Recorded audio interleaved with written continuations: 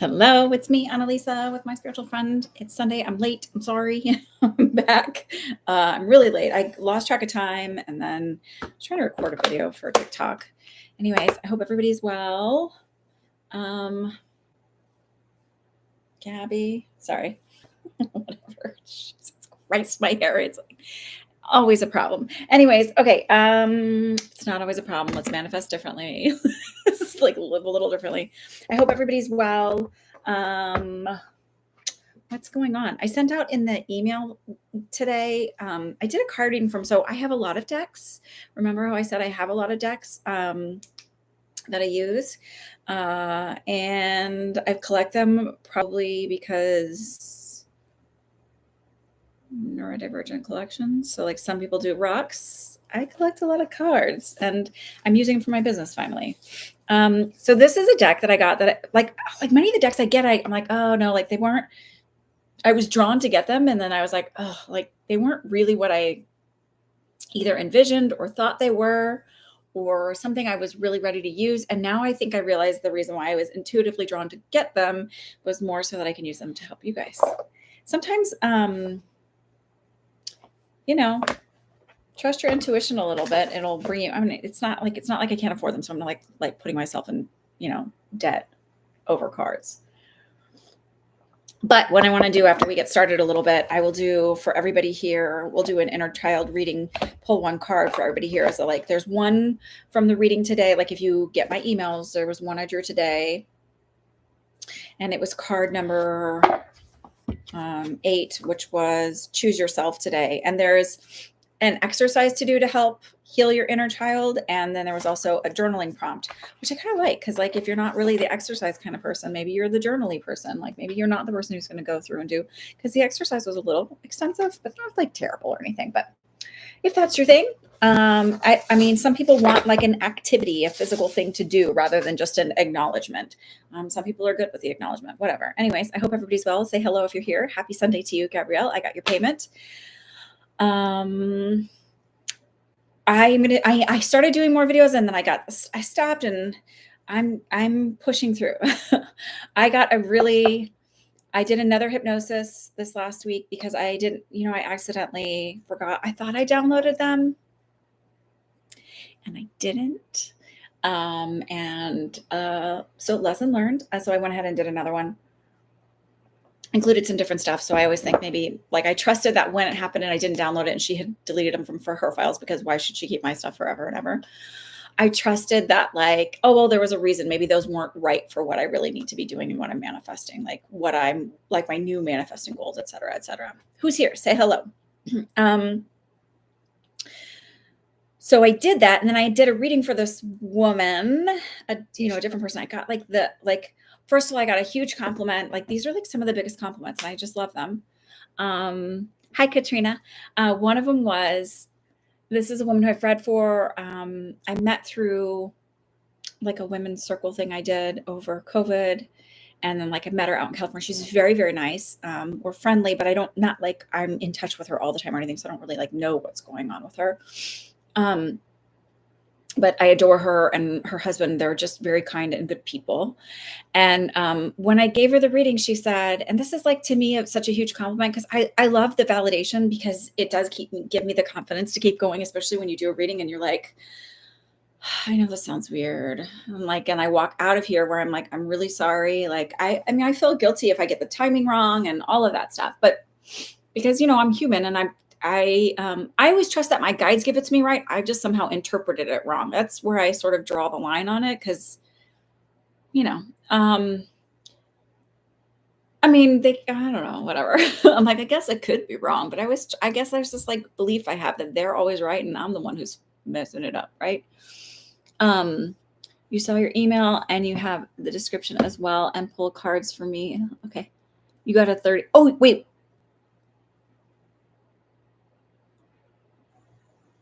You got a 32 set boundaries. Oh, interesting. Do you have these inner child cards? Is that what you have? Let me see. Set boundaries is such a real one. Like, let's, oh yeah, you do have these cards. Um, I thought it was really interesting because the cards today just like flew out. Like I go through and I go, whatever you call that, the shuffle that way, the one. And then I do this thing and like immediately the 8 flew out. And I was like, oh, okay. And the same thing with the whale and the starfish, they flew out. And I was like, oh, the whale and the starfish pretty much go together. I can explain those later. They're animal oracle cards. So I try to like keep it, a fun mix. But what was I saying? Oh, so her compliment was this. And I thought it's like, that is huge because she said, your readings help me sleep at night. She said, I know that I can just like close the book on this and that it's going to be okay. She's like, all of your readings, like everything you have said has happened. So there was like stuff around her health and around their business and things like that. And she's like, even when she was going through all these health issues and she's like getting all these crazy tests. And she's like, and then I went back and I looked at your reading and you literally said, you're going to have this symptom and this is what it's from. And she goes, and literally I did all these other crazy tests and the symptom was from what you said it was from. So I'm not saying like, oh, I'm the whatever, but she's like, it just gives me peace of mind because it's not like I'm always telling her everything's gonna be perfect, but I am telling her like the reason why it's coming out this way is like health stuff too, is like, they're just wanting you to try not to worry through the process. It doesn't mean don't go to the doctor. Everything's like, cause I think that there are interventions that need to be had. I just feel like sometimes it just gives you a peace of mind as you're going through the process that like all is going to be okay at the end of the day. You agree 100%. Your message means so much. Oh, thank you. So that was like, I was like wiping away tears as she's like telling me that. Cause I think like what a gift giving somebody peace of mind is. Like, it's like the being right part is helpful for me to let me know, like adjusting and understanding the meaning of the way information's coming through, like learning language and grammar and all of that stuff. And so that's nice for like a very technical thing for me. When I first began, believe me, it was like everything to find out I was right because I spent so many years feeling like I was crazy or having people tell me I was like, you're wrong. But I think it was because I was actually reading them and they were like, not, whatever. But like for me now, it's like the fact that these give you a sense of peace and just like allowing somebody to sleep at night is so much, right? And then this other compliment, can I read it to you guys? Are you always okay with that? Then I'll like I'll go to your readings and stuff. You feel the same about joining here every Sunday. Good. That's what I want. Like, I want the community to be, and I am going to get this community going. I swear to God, I'm going to get it going. I know I talk about it a lot, but I really want to do it because I'm getting more jazzed about it. I feel like something happened planetarily and my astrology friend / astrologist could like be like, yeah, this is moved. And like, so then you feel this movement forward, you're able to finally go forward. And I just trust the timing that like, there's a reason sometimes things go, I delay them intuitionally. I just feel like I can't move through it. And I just trust that process of it. But hi, Regina, I got your payment, by the way. So this was the email she sent me. I'm going to not tell you her name or anything else because I feel like that's not appropriate. But like, I felt bad because I had to rush her off the reading because I had to go get my daughter from school and I like timed things weird and I had already had to reschedule her. Like I just was like kind of a mess last week. There's a lot going on. And, but I was like, I'm really like, I usually like do give you a little bit more time than you actually book for because I'm spending a little bit more. Cause I feel like if I say anything about myself at all or use any kind of story to like help explain something, I always feel like I don't want that to take away from your experience or like feel like it's stealing your time. Because I've had readers who spent like I purchased a 30-minute reading and they spent 15 minutes talking about how they read for an famous actress. And I was like, oh, and then she was like, okay, I have to go. And I was like, I don't work that way. So I was like sort of guffawed about that. Okay, so let me find this.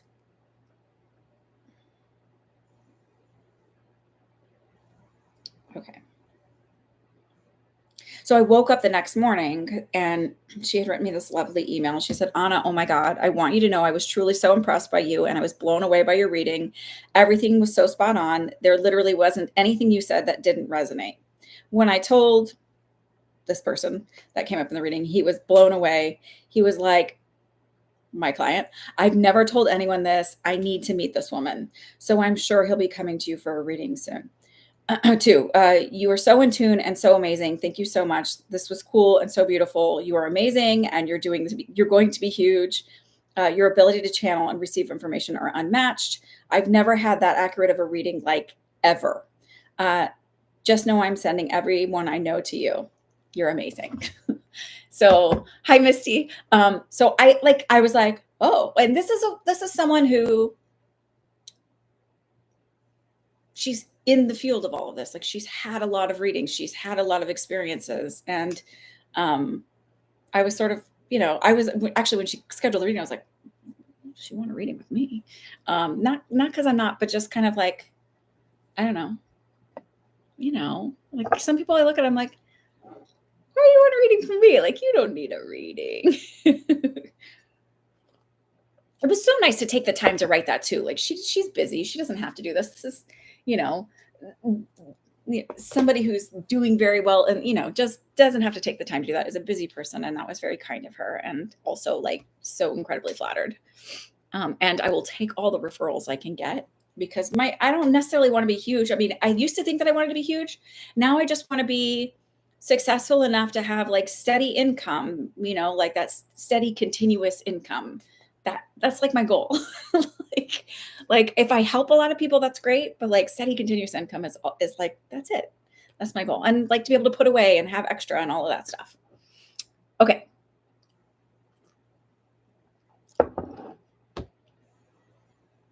Hi, Rathka. How are you doing? Okay, so let's get going with some readings. Let me see who I've got here. I have Nicole for sure, because, again, I was, like, so scattered this week. I was not good about. I didn't respond to her email reading quick enough. I felt, in my opinion and my judgment of my own business, I didn't feel I was responsive quickly enough. Just, it was a little. My middle daughter had her school play this week, so she had two performances over the weekend, and then had rehearsal all week. My little one had all of her stuff, plus now this week is teacher appreciation week, so trying to figure all that out. And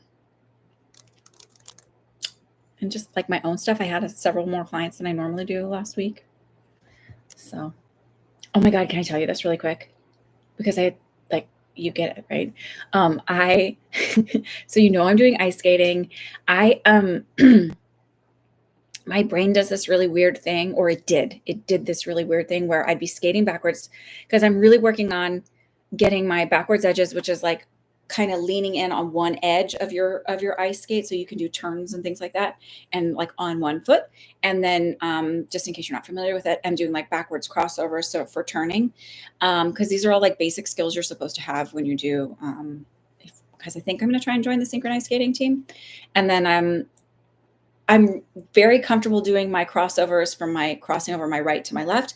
Not as comfortable from my left to my right, because I ate shit one day, and, like, just totally, I hit a toe pick because I stepped wrong, and I just totally, like, was up and then on the ice. And it wasn't hurt. I was more like, but then your brain goes, that shit's going to happen all the time now. And so it's like, you have to really work your brain. So I was, like, telling Kayla in my hypnosis, I was like, I really want to work on this, like, not be scared, because my brain, when I was going backwards, I'd be doing fine. And then all of a sudden my brain would go, oh my God, you're going backwards. And, like, I'd be like, like, I would stop, and my coach would be like, what? I'm like, it's my brain. It's like my brain stopping. So I did the hypnosis, and then, like, the next morning I had ice skating lessons, and it was so cool because I didn't have that anymore. Like, I just was so smooth. I'm telling you, hypnosis is like, it's doing the manifesting, the subconscious brain work. And, like, I'm telling you, everything I tell you guys to do, it's not because I'm like, let me just sell you something. It's like, this is the shit I'm doing, and it works. Sorry for the swearing. My potty mouth, but I also know YouTube doesn't like my potty mouth. It hasn't ever, like, conflicted, I think, because I don't get pushed out to many people. But I'm going to figure out the algorithm eventually. It requires more work than I'm willing to put into it at this point, in all honesty. I am looking here. So I'm looking. Okay.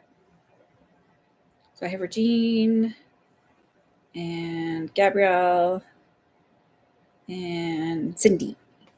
CD. Okay, and Nicole.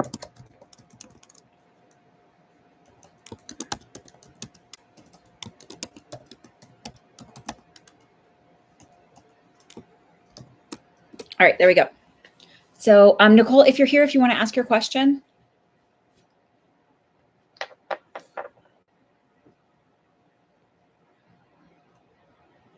And if any of you want to write, you know, a little letter, take some time to do it, saying how amazing I am. So I can use it for my social media. I would really appreciate it.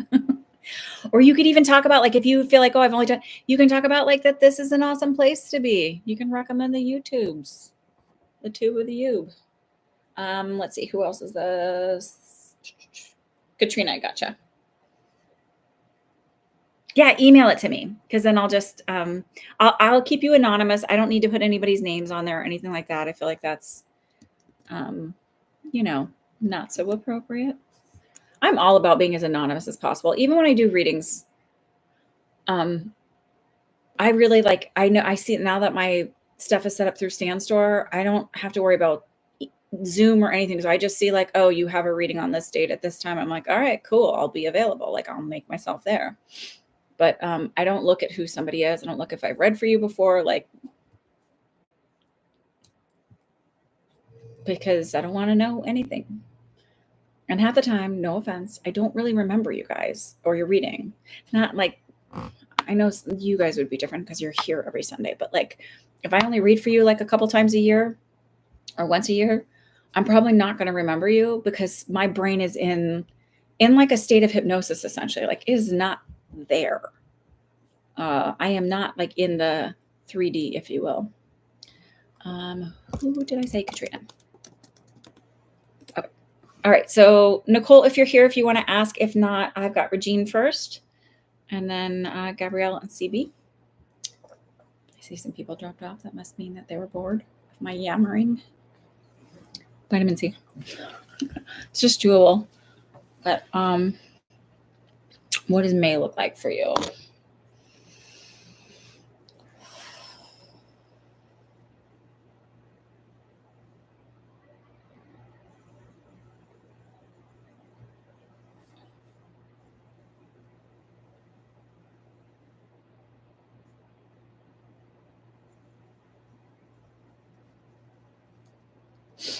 All right, I'm gonna go week by week, because I think that that's easier, because it's like I saw something at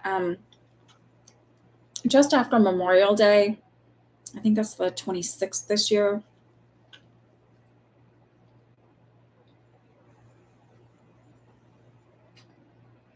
I feel like there's movement or growth or something that happens there. I do feel like you're going to be fighting with a lot of allergies this month. I got to be honest with you, especially this coming week. And I think that's because is it really dry where you're at? I feel like you haven't had rain in a little bit, or enough rain. This is so weird. Sorry. When we leave it wide open, you get a little bit of a wide open answer. I feel like rain comes next week, so then it sort of like dampens down all the pollen. But I just feel like it's a rough week this week for allergies.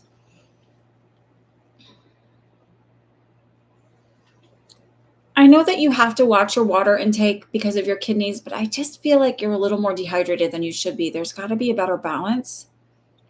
Maybe your sodium is a little off. I really feel like this month is going to be about you focusing just on your health stuff and your own stuff. Not that I think you're really, really sick, but it just feels like focusing on you, kind of dealing with your own stuff.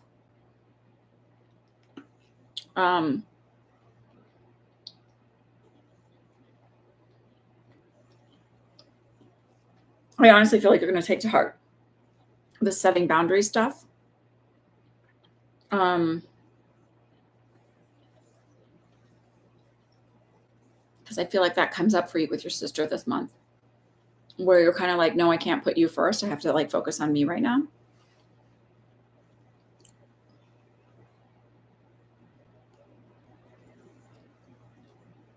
You're in Florida. Has it not been? I mean, I know you usually get like afternoon rain showers, because that's how Houston was. In Florida, it seems like in Houston have very similar climates.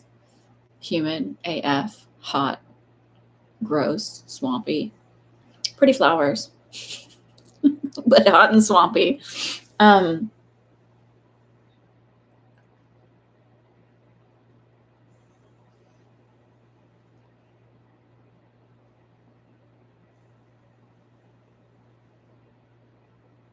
I actually feel like you're gonna really take that boundary thing to heart because they showed me some, you giving somebody the middle finger, but I feel like it's more metaphorical, just kind of like um, really being done with somebody's behavior and all their stuff.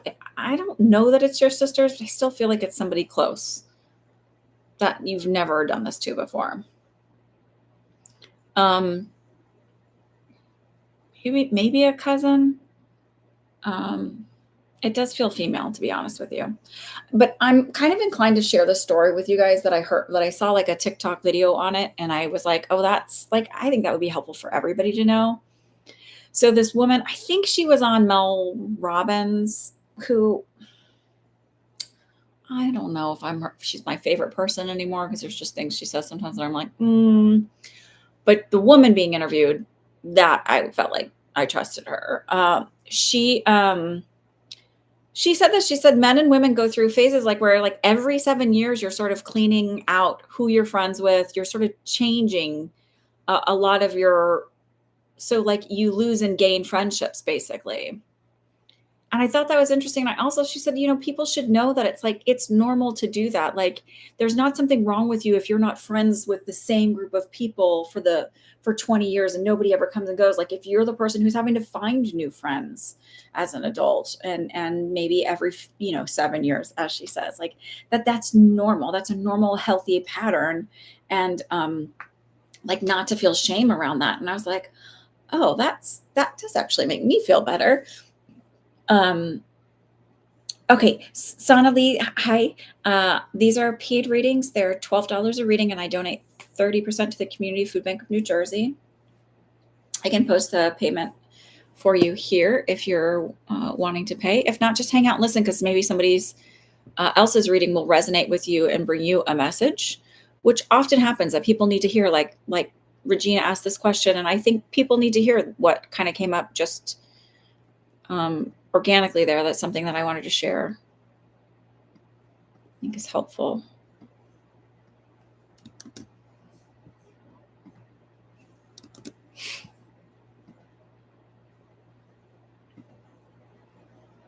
I'll pin that there.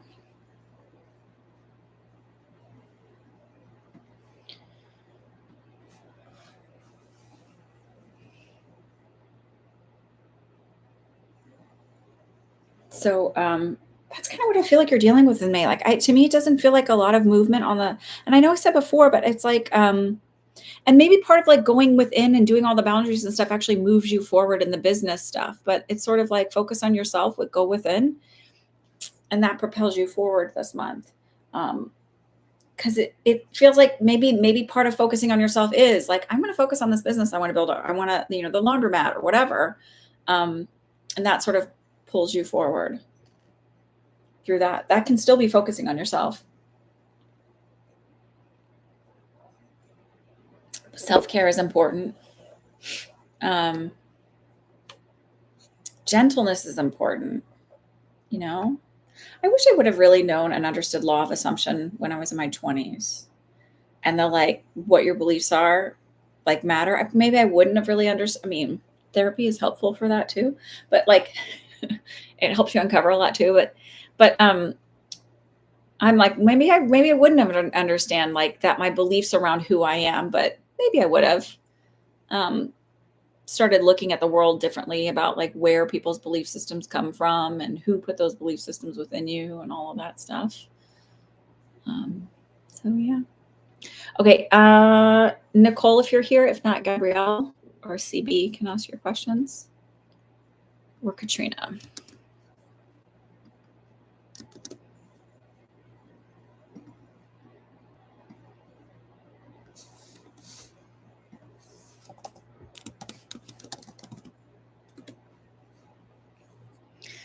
Do I see anything on me moving maybe next February?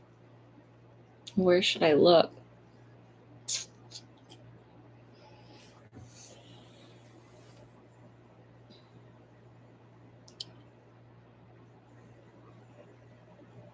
I feel like you will, but I don't feel like you're so far from where you're at right now.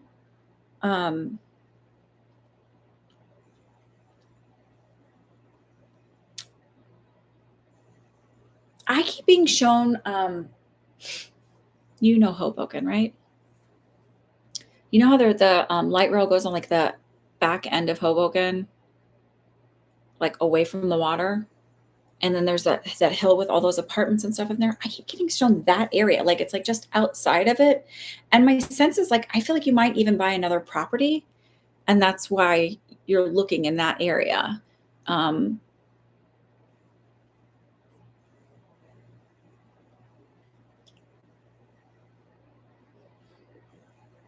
I know it sounds weird, but it feels like just getting a really good deal. And I don't fully know why, like what the circumstances are around it, but that's what I'm seeing. So it might be a fixer upper, but I sort of feel like that's kind of your thing, right? No? It may also be that it's like either like a multifamily unit or something like that, to where you're renting out part of it and living in part of it, which actually ends up paying for your mortgage and you live for free. And then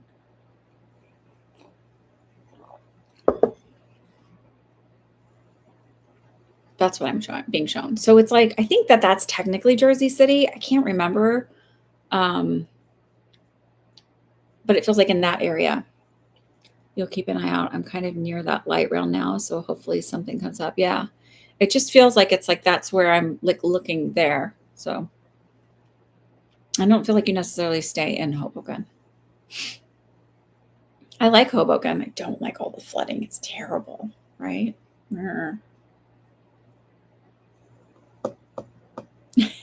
Stevie.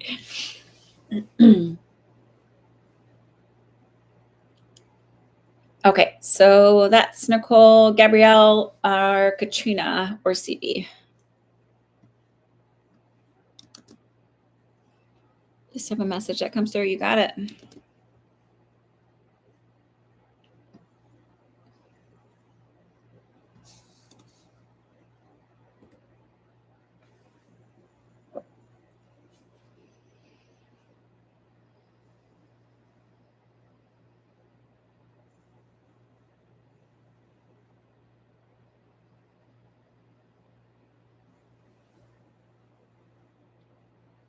You've been dealing with her tight jaw here. I felt a headache here, and I felt tight in my left scapula, which I know is not mine because I hurt my right scapula today. So it's like it feels tight here, and I also honestly just feel really anxious right now. Um,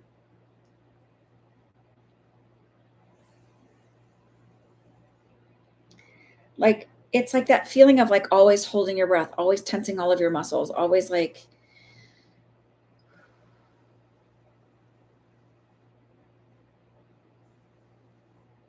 I know it's like such a silly, like it seems like, ugh, like telling you to do breath work, especially given everything that's going on. I just feel like doing breath work regularly would be very helpful, and doing some lymphatic massage and drainage. Um, that it's like none of these things are the overnight fix, but it is just the consistency of doing something day in and day out that becomes the act of itself becomes a soothing act, right? Because you're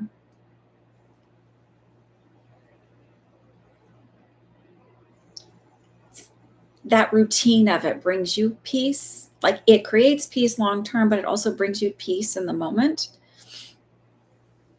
Um,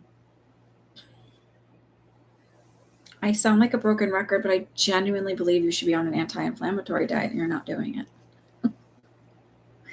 By anti-inflammatory, I feel like probably low histamine for you would be really good. Um, I know that's like not what you want to hear, because it's like I feel like a broken record saying it, but I feel like you're also not doing it. So they're like, she really should be doing this. It's a hard thing to put into practice, because honestly, like when I was very strict with it when I first started doing it, and I like sort of got to this point where I was like, I'm getting, it's not as bad anymore, but I was like eating for sustenance rather than enjoyment. And when you went from a place of like really just enjoying trying food and like or like like finding comfort in different things, and then just being like, well, I can't eat that because it makes me feel terrible. And so then it's just like, okay, like sometimes you get in a rut where you're like, ugh, I'm a little tired of eating the same thing. And I've started reintroducing, but I do notice like when certain things are more triggering than others, those have to be out of my diet for a little longer. Hang on. You all got sick again. Ugh, okay. You're starting the pre-approval process, and we have been a bit worried about that. I know I'm definitely doing better about my diet. I think once we move, I'll be a lot better. And the other thing is that once you get away from your mom, you'll be a lot better. You're going to be fine with the pre-approval process.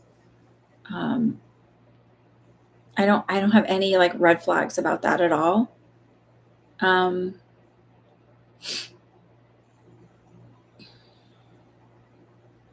I do feel like there's going to be a glitch with his paperwork somehow, but it's like, don't panic about that or let that stress you out. Like that's like, it's like, it might put a 2-week delay on it, or it might be like a thing that's like, it'll go through, it'll be fine. It's not an issue. It's just more of a, like, a drag on it. And I do feel like once you like that could be where the breath work kind of helps out. And also like releasing, like doing the fascial massage type stuff, the lymphatic massage will help release tension. I started doing, I got like it's like a wooden giant gua sha. And I started doing fascial release on my legs. And oof, it's tender for sure, but also like releasing emotional stuff too. I definitely need a break from her. Yeah, I think I react to her energy. Yeah, for sure.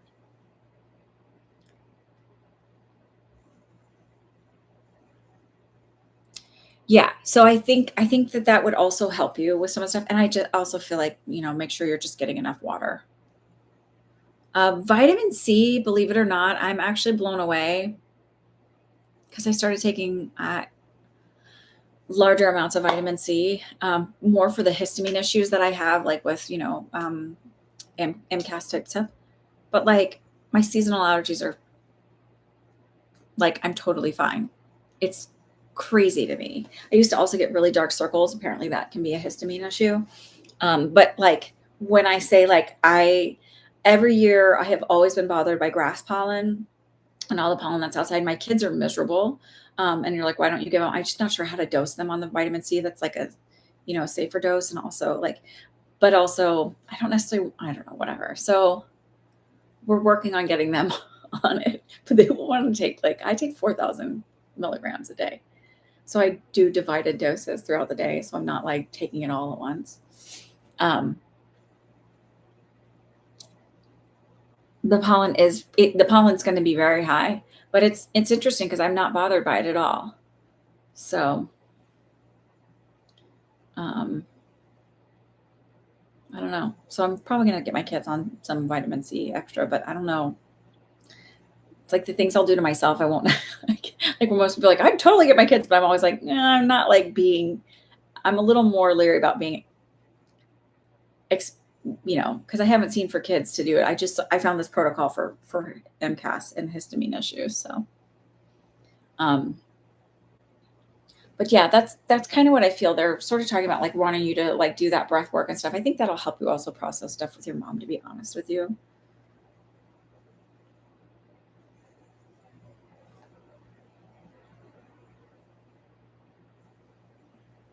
I don't know what your screen name is, but I just got a payment for DD.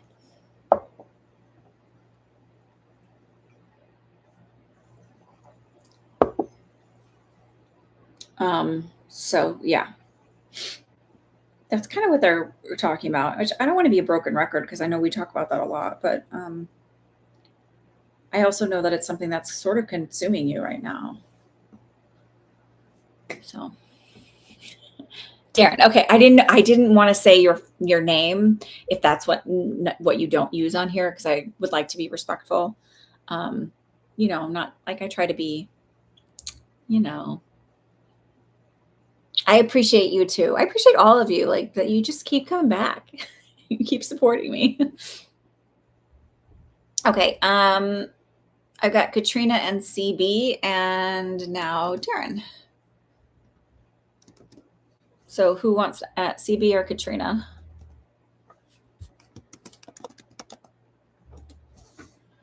Okay, I feel like the divorce process is triggering for Terrence. Yes. And in turn, I'm also being triggered due to his reactionary behaviors. I'm wondering what you saw with how this will continue to unfold. I mean, Terrence is always going to be the victim.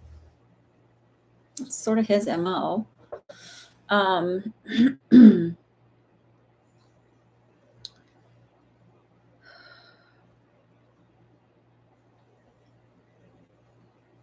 mean, I feel my sense is he's putting a stink up more about money than, and like, oh, and but I feel like he's one of these guys who's like, I need more time with the kids, but like he's not gonna be able to handle it.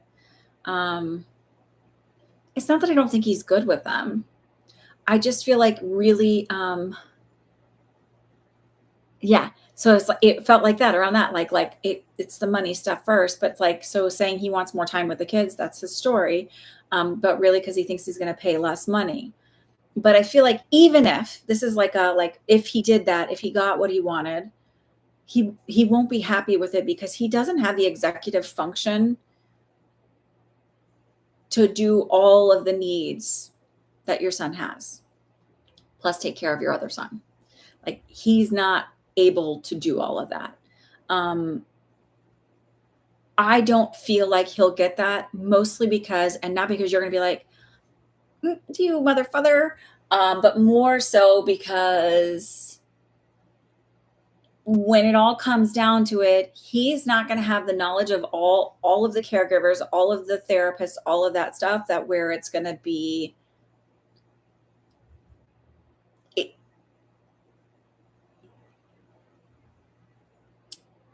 I just feel like I feel like it just becomes apparent it's not in your children's best interest, given all of the therapies and things like that. I still feel like it's going to be like 60-40 time. So you'll have him 60% of the time and he'll have him 40% of the time. But I do feel it drops to like 70-30.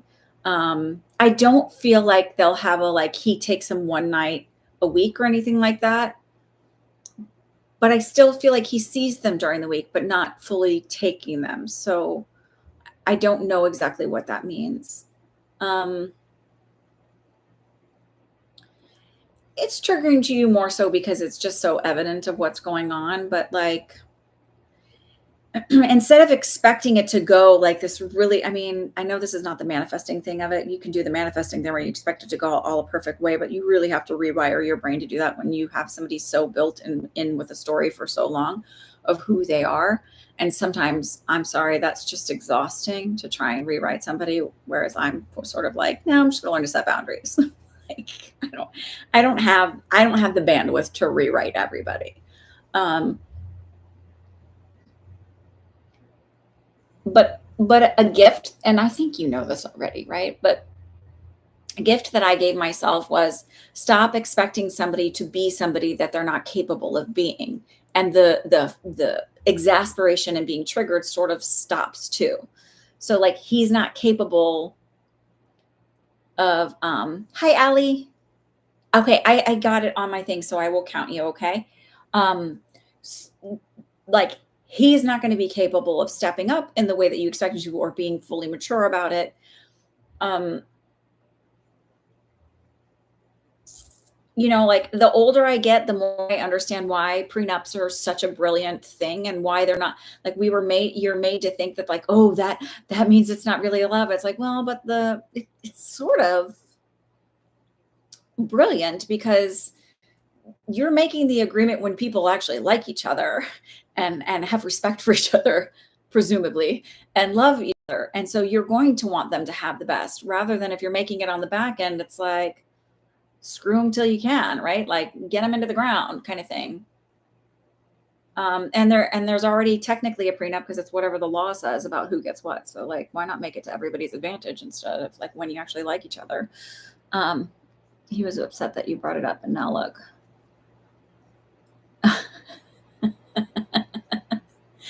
because patriarchy and capitalism kind of teach you a different thing, right? And religiosity, because I think a lot of that comes from all of those belief systems and white supremacy and stuff like that. Like everything is sort of feathered into all of those things that don't benefit, especially women. So, I just heard like he's gonna be okay, not meaning like, oh, poor him, but like it's all gonna kind of he's like this is just the beginning of the hot air balloon and he'll deflate eventually. I feel like give him like 3 months. I don't even feel like he's gonna put that much fight and effort into it. It just feels like just when he reacts, you just kind of go, okay, and just let it like just gray rock him. You know, don't let him steal your peace.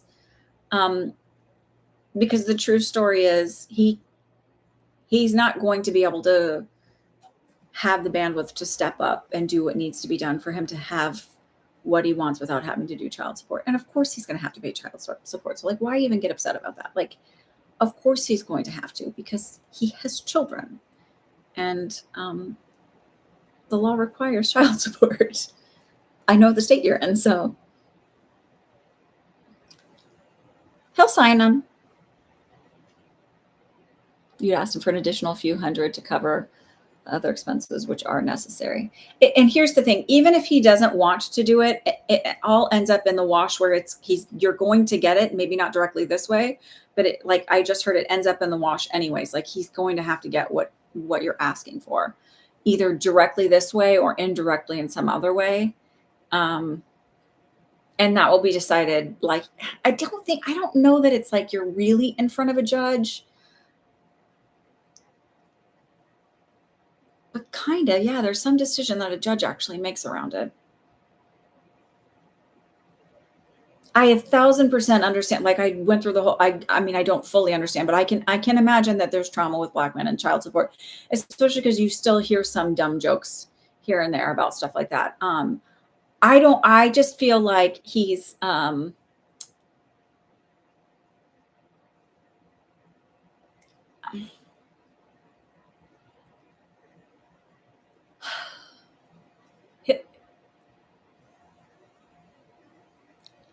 to me, it feels more around like, and not that I'm saying that's not somewhere under there subconsciously for him.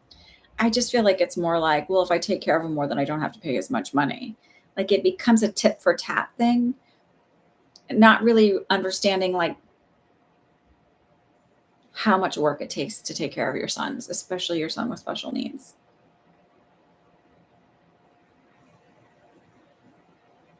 It is trickery, but like there's a lot of people who do that. It's typically more men, but women could do it too. You know, I'm not saying that it's not. So if anybody's getting their panties a bunch about this, like, um, but it just feels like it'll all work itself out. Try not to allow yourself to be so triggered by this because um, it's sort of like he's gonna go through all of this up and down kind of thing. I truly don't. My feeling is like I truly don't think he understands how much work it is to schedule everything for your son.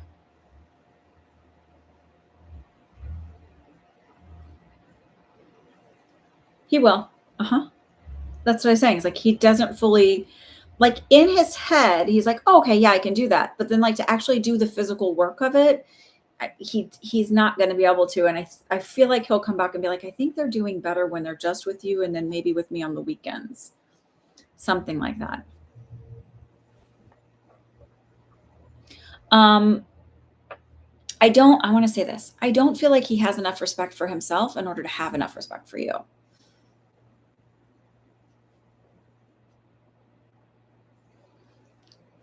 When we're asking for somebody to respect us, there's so often that they're incapable of respecting themselves in order to respect you, or their brain isn't fully developed in their kids and whatever, and like whatever they're doing is not really about respect. It's just thinking with not a fully developed frontal lobe. But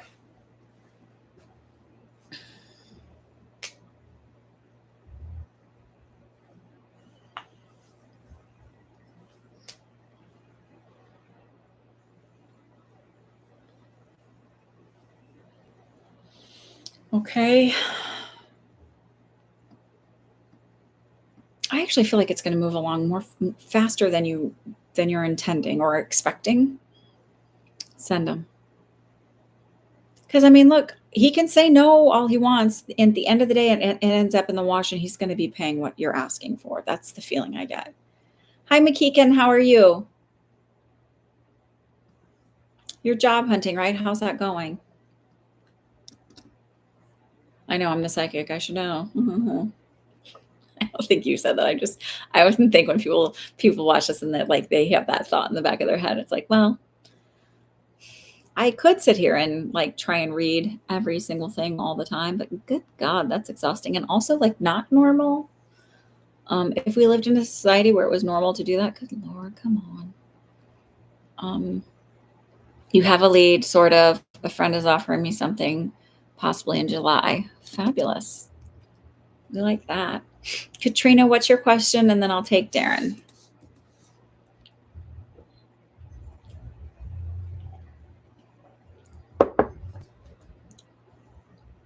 What does this summer look like for you? Hang on, I just gotta turn my heater on. I got a little cold. Okay.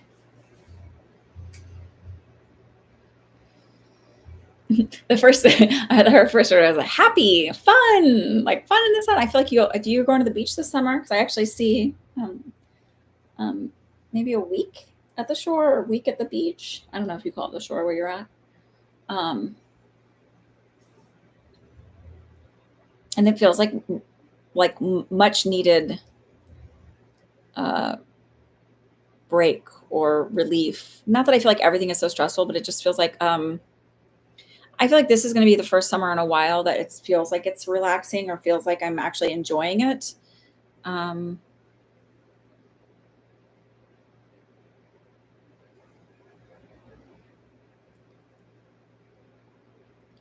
lots of time at the beach this summer, hopefully. Yeah, I feel like you're really going to get that's going to be really enjoyable and healing for you.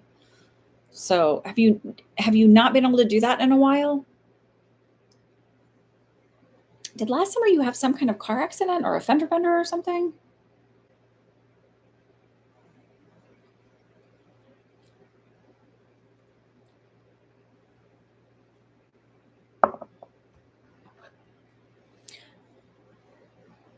I got your payment, Misty. Okay.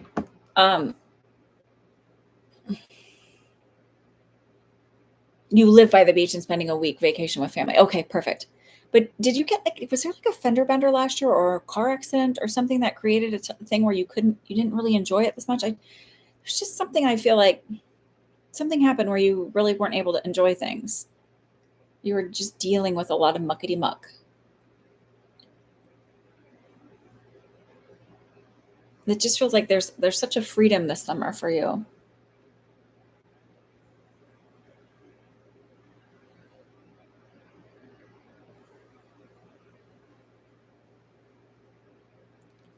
I also feel like a reconnection with your husband or a re-spark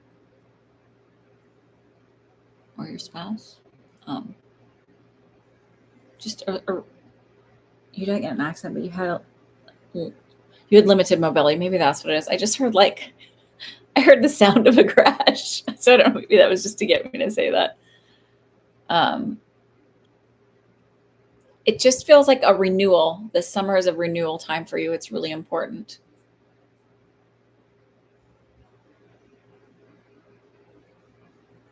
Is this like there to me it feels like this is sort of like a last summer before big changes. So do you have a kid that's going to be going away or is there going to be like and I don't feel like they're bad changes. It just feels like changes in life like it's their last year in high school or their last year just like before there's changes that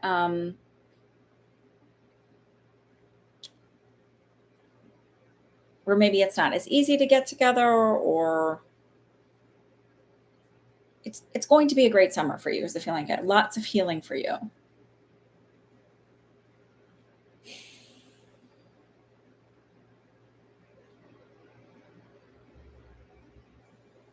Like lots of really good core memories as well.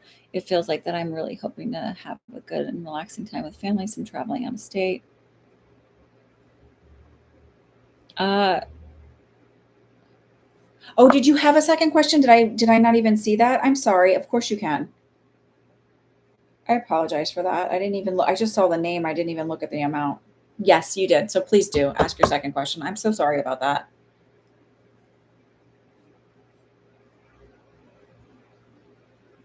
Okay. You're going in August?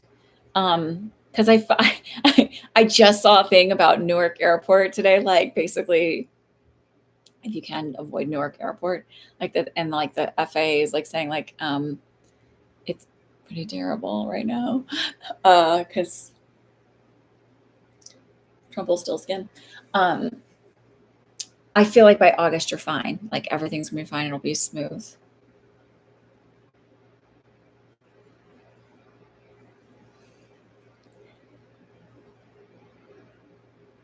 Yeah, I feel like you'll be fine because it feels like by August it's a little bit better. I mean, I know everybody's really like, I want to say this, like most of the time when I see stuff, I guess maybe it's my manifesting brain. It doesn't mean that I don't think that we don't have to do the work to get things done. Um, put in the protesting, put in the boycotts, put in the your effort calling, calling all your people. But I do feel like by 2026, most of our administration's power, like the executive branch, is it. I saw them being deflated. Like there's just not a lot of power left for them. And Ketanji Jackson Brown came out, which I'm thank God, because to speak out about, not directly addressing it, but sort of speaking out about like the behaviors that are going on and the threats against judges and stuff like that. And I said that a while ago, didn't I? Like they don't want to lose their power because like also then the ones that are viable don't have any power to wield if they're not, and so like they lose out on their gifts and such. It's in June. You'll be fine in June. I don't know what I saw for August unless maybe you push it to August. What's crazy is you must start your summer earlier than we do because my kids are still in school till like the third week of June. And I grew up in Texas and we started our summer much earlier. We also started school in August and we don't start until after Labor Day here, but it's all, weather related because you don't want to be in school in the hottest months of the year.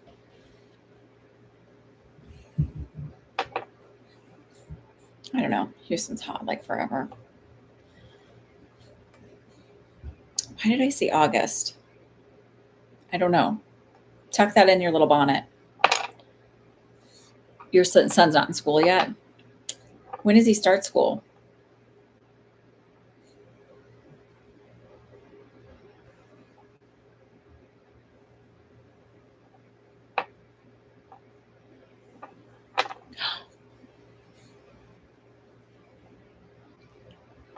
Next year when he's 3. Maybe that's like the when things change where you start to get like, like it's a little different. That could be it, like the changing schools or changing whatever. Um, mm, and also maybe another baby.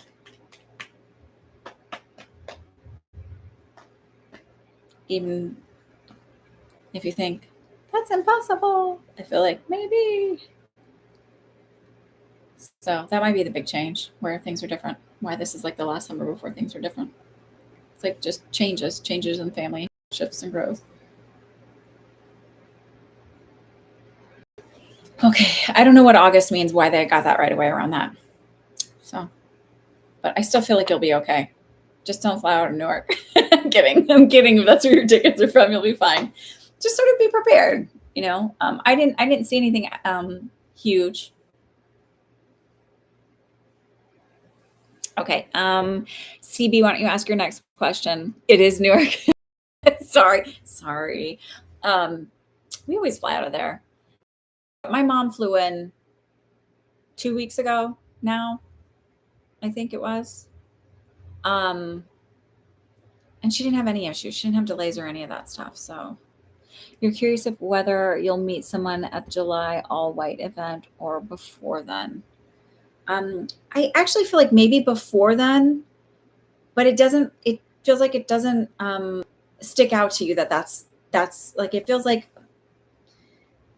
meeting them a couple of times and then realizing, because it doesn't feel like you're when you first meet them, maybe you're in a mood, or you're not like being like, oh, you're in a mood, but more like mindset isn't like, hey, that's somebody who I'd be interested in, most likely because you're dealing with stuff, Terrence. Yeah, but it just feels like, I feel like the feeling of like maybe a little bit, you might actually meet them before that, but then they're also at the July event. I don't know how that works out. So,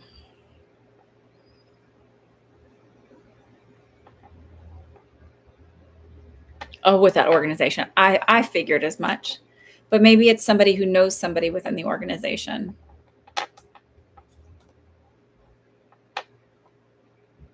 Man, take that well-to-do people.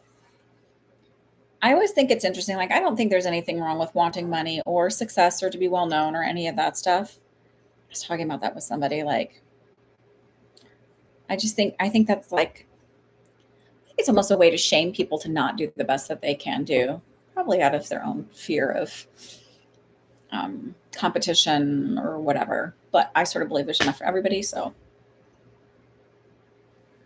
you're welcome, Katrina. I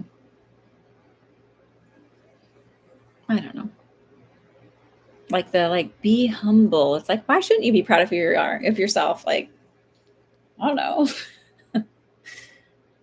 Distinguished for a lot. Yeah. I mean, somebody can be really successful and not follow the norms as well. So I was, the woman that I go get my hypnotherapy from, like, she was saying how she put up a funny meme around, back to school, or not back to school. What do you call it? Career week at her kid's school. And she's like, yeah, here I am showing up with tarot cards and whatever. And I said that I told my daughter, my youngest one, was like really mad at me that I wouldn't do career week. And I was like, I just don't know how many people are going to go and be a psychic medium. I mean, I'm not sure if that's really helpful. But if it's offered again next year, maybe I'll teach them how to connect with their intuition or do some like mindset work. I don't know. We'll see. Because I have some fun exercises that kids could do, like learning to like connect in with their own intuition. I don't know. Anyways, hopefully there's no like uber Christian parents that would be like, you're of the devil. How dare you teach my children these things? She's imbuing Satan in them. Anyway. All right. So I've got, who do I have now? Hang on. I got distracted. I did get Darren and Allie. Is that who paid for one? Let me double check. Oh, man, this heater is like I was cold and now I'm hot.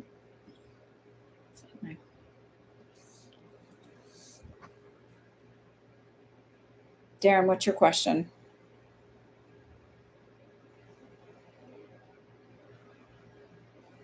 Oh, Misty, Allie and Misty as well. Okay. So I've got Darren, Misty, and Allie.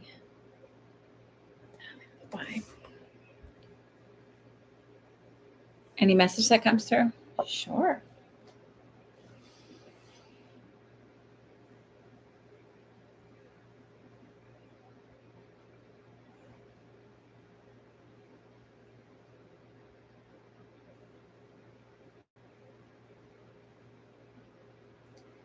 Darren, you have just immediately the first I felt was really, really tight in my stomach, almost like I get stomach pains. But now I'm like, but I also got like discomfort kind of all the way up, and it feels really tight here in my third eye area, like headachy, pressury. So do you also get like sinus headaches or sinus issues? And stomach issues is sort of where I'm being pulled to. Or I'm just trying to connect with your energy. I also feel like you have really tight hip flexors, like pain in your hips more so on your right than your left, and a little bit in your low back. But I feel like that low back pain would go away if you worked on opening up your hip flexor muscles, because I feel like it's just muscles pulling on, because it feels like it's almost like your tailbone, like like a pain feeling, like it like gently wraps around your tailbone and puts pressure on it is the feeling I got.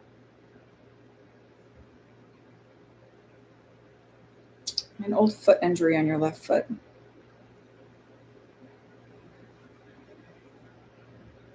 You breathe enough, obviously, for your existence, but I feel like really breath work would be so, like intentional breath work would be so beneficial for you.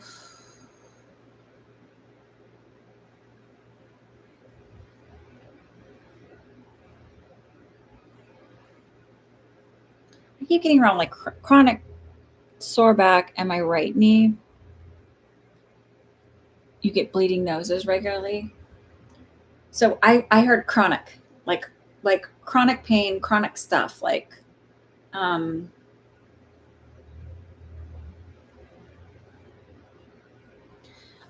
I so when I asked about your bloody noses, like what's the source of them? And no, I don't think it's because you pick your nose. um, I feel like it's actually something in your. I want to say you have an apartment. I just keep seeing like it's an older building, and it feels like maybe you have like the radiator heat. It's like, but I still feel like there's something within it. I don't know if it's the dust or if there's like a bit of mold or something, but I don't see mold. It just feels like it's something within the air that kind of gets given off. I don't know if that resonates, but it feels like that's really you don't get bad headaches. Do you have a lot of sinus pressure though here?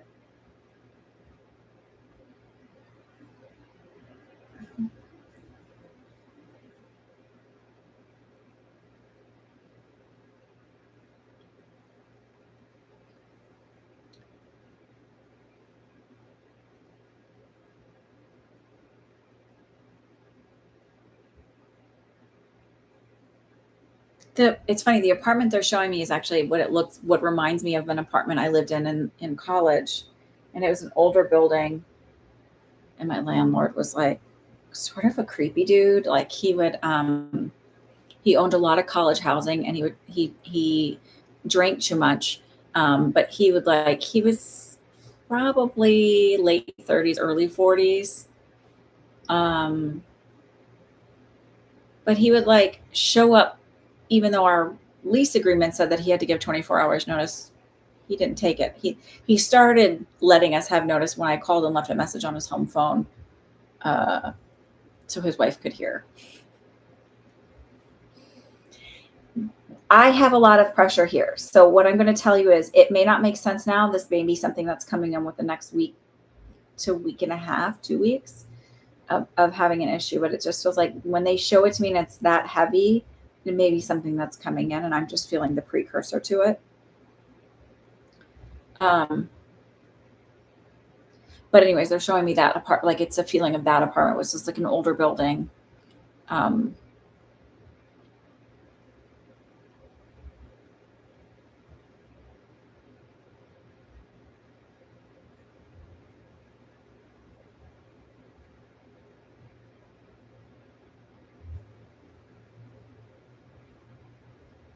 and then stomach issues. So I don't know exactly. So I'm asking, it's like, oh, he's a little bit of a skeptic. And I'm like, okay, fair enough. um,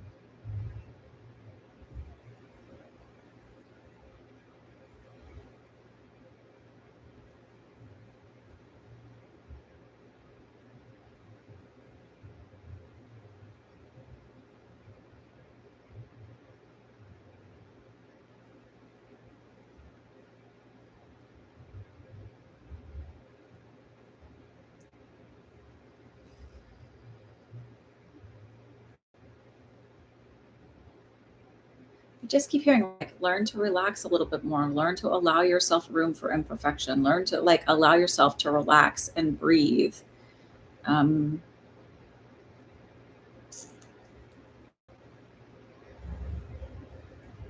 I just heard agnostic. I would not. I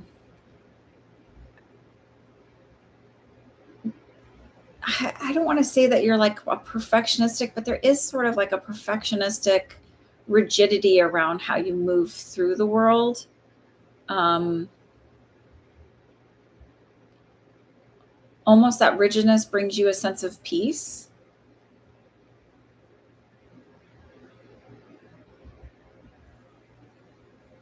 And not that I think that you're like expect other people to live in that. It feels like very internal. You have a lot of like internal rules and regulations and rigidity around how things need to be or how you need to present yourself and how you need to show up.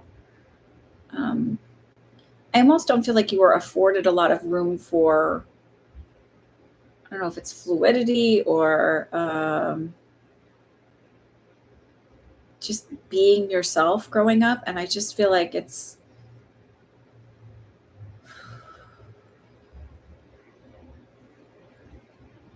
almost suffocating in a way, like having to show up in perfection. And then if I don't, being really, really hard on myself around it.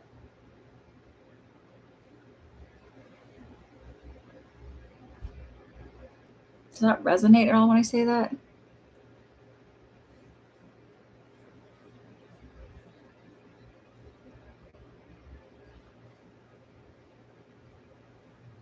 Okay, Misty, I can save yours for next week.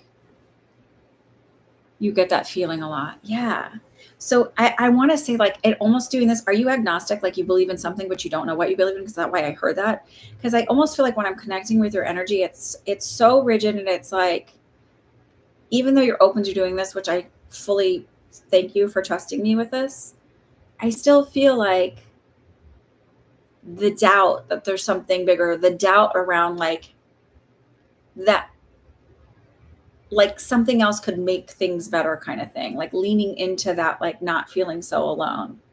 Because even when I feel your energy, I feel very alone, like very like I can't open up to be myself with just anyone.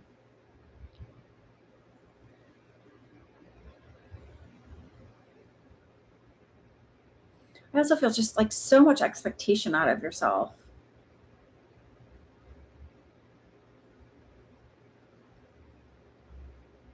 It makes sense a lot. So would you be willing to give yourself the gift of grace and like, it's not that you have to totally like fall apart and be imperfect and like you can't, like whatever, but the idea that like it's not being lazy if you're just like take a day to like do nothing. That like and in your head while you're doing nothing and just chilling out, or even an hour and doing nothing, right? That like don't think about anything else, like not all the lists of the things you have to get done or not all the things that could be better. It's like just allow yourself peace.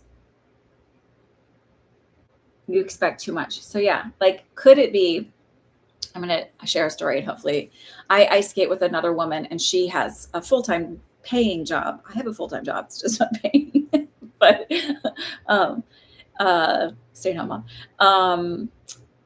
She has a full-time paying job where she has a coworker who went on vacation and he's like checking in every day. And she's like, oh my God. Like, she's like, I keep telling him gently, like, do your job, but I just need a break. Like, I need a moment away from him. This is my vacation too. He's a little insecure and wants to make sure he's always perfect and all of that stuff. But it's this idea of like, when you take a day off, take your day off. It's okay. The whole world will not fall apart. I promise. Um, there's just this idea around it of like allowing yourself to like relax and just not be. And I have to say this to a lot of women too. I have clients that are like fucking amazing and fabulous women who are so incredibly talented and amazing at what they do. And yet, like, I don't know if they really believe it, right? And so I have to be like, mediocre men. I mean, I know you're a man, but mediocre people are at the top all the time. Look at the American political system. That doesn't tell you that you don't have to be perfect to make it to the top. I don't know what does. I mean, nepotism helps, right? But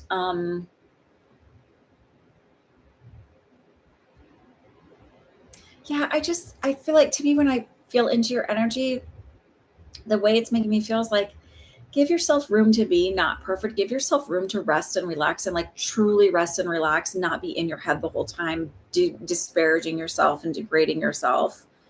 Um, because the only person that's harming is you. It's not. And like when you aren't well or at your best, you're really not able to do that for others either. So I guess it harms everybody, right? Do some breath work. I say that a lot. I know it's repetitive. I also say like work on your self-concept stuff. Like if our beliefs create a reality, which I totally believe it does, not just the I am part, but like the subconscious that we tell ourselves all the time about what relationships are, how you show up in a relationship, about how the world shows up in relationship, all of these things in relationship with you, regardless of what the relationship is. Um, that's how our reality keeps showing up. And the minute we start to shift that, first, it takes a little bit of time because I really believe, and this is my belief. I mean, I do believe things can happen overnight, but I also believe the human psyche can't process giant change that quickly without just totally falling off the edge. But where was I rambling to? Sorry. uh,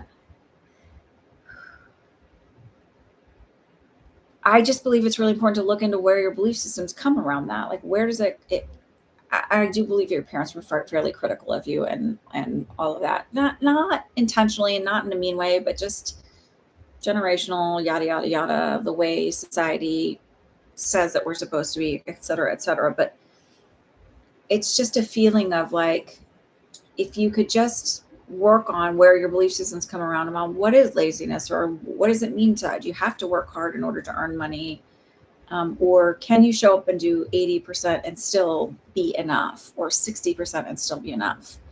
Um, I think I'm undiagnosed neurodivergent for multiple reasons. I never crawled, sensory issues out the wazoo. I have kids that are neurodivergent, and I look at the rest of my family. But, and this is not to say like, oh, it fell off the wall or whatever, but when I worked, especially this one clinic is where I noticed it. I always thought people was like, why are they like not just working 100% of the time that they're at work? Like we're supposed to be working. And when they say work, give 100%, like I was literally giving 100%. And like, they ended up putting me on this phone, like to call back, make all the callbacks. So I make like 300 phone calls in a day. And like, would just sit there and like, so when I left, they were like, do you want to come back for 3 more weeks? And I was like, no, you're kind of toxic and abusive. And I'm not, no. And I was having contractions at work and all of that stuff. So it was like, not for me. But like, I just feel like you give yourself room to be not perfect, and it's okay. I feel like you wouldn't expect that much out of others. Oh, you might be annoyed by it. But that you're just be gentler with yourself and do some breath work and some like intentional relaxation work. Because I even feel like your muscles are wound a little bit tight. It makes a lot of sense in your understanding. Great. I'm glad that you connected with it. I will leave you with that instead of like beating a dead horse, because I can do that a lot. Like where I'm like, I keep going because I'm like, I want to make sure you understand. Like, get on with it already. Okay. All right. Misty, I'm going to do next week. So, Allie.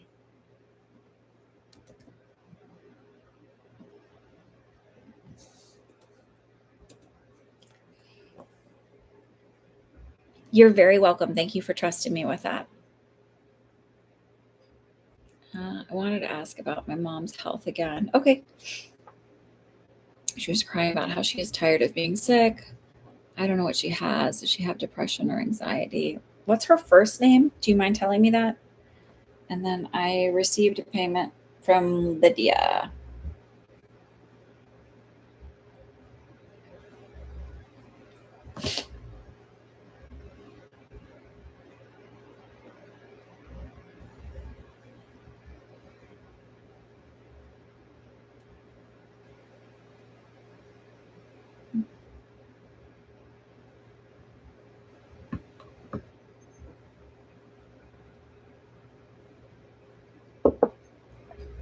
Oh, Fern, let me check.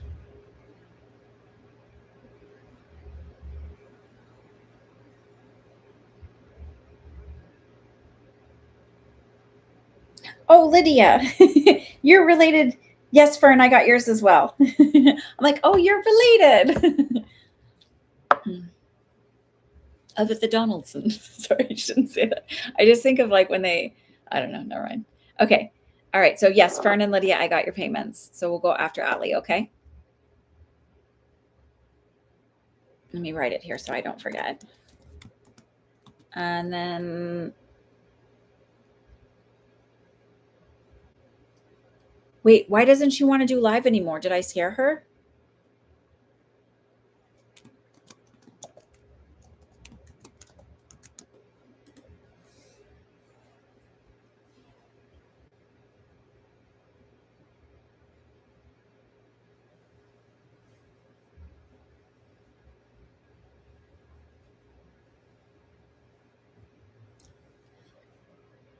Because I did. Wait, Ali, did I scare your mom or like what happened? I just, because I also, if she doesn't want to know this and you're wanting to know it, I don't want to read for her if she's not giving me permission. I don't think that that's.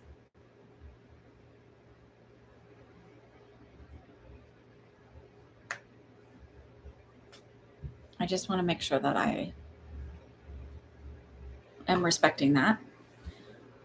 Whoa, my face is about to melt off.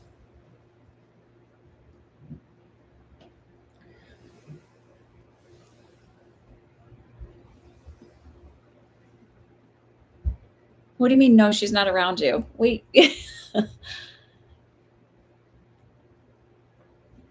does she want the reading or you like? I want to understand why, like, you do.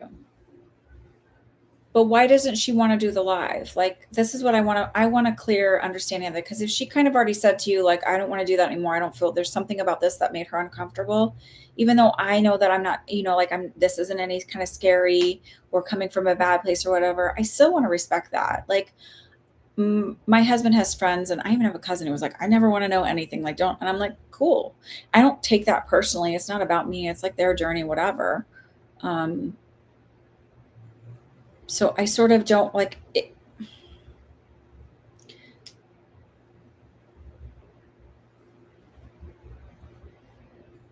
So if it freaked her out and that's why she's like, I don't want to do that anymore. I don't think that we should go there and you can ask a different question or, I just feel like that's a boundary thing. And I wouldn't want somebody getting a reading about me if I was like, I just don't want to know, I'm not comfortable with it. Like, I wouldn't want them looking into my energy without my permission, so to speak.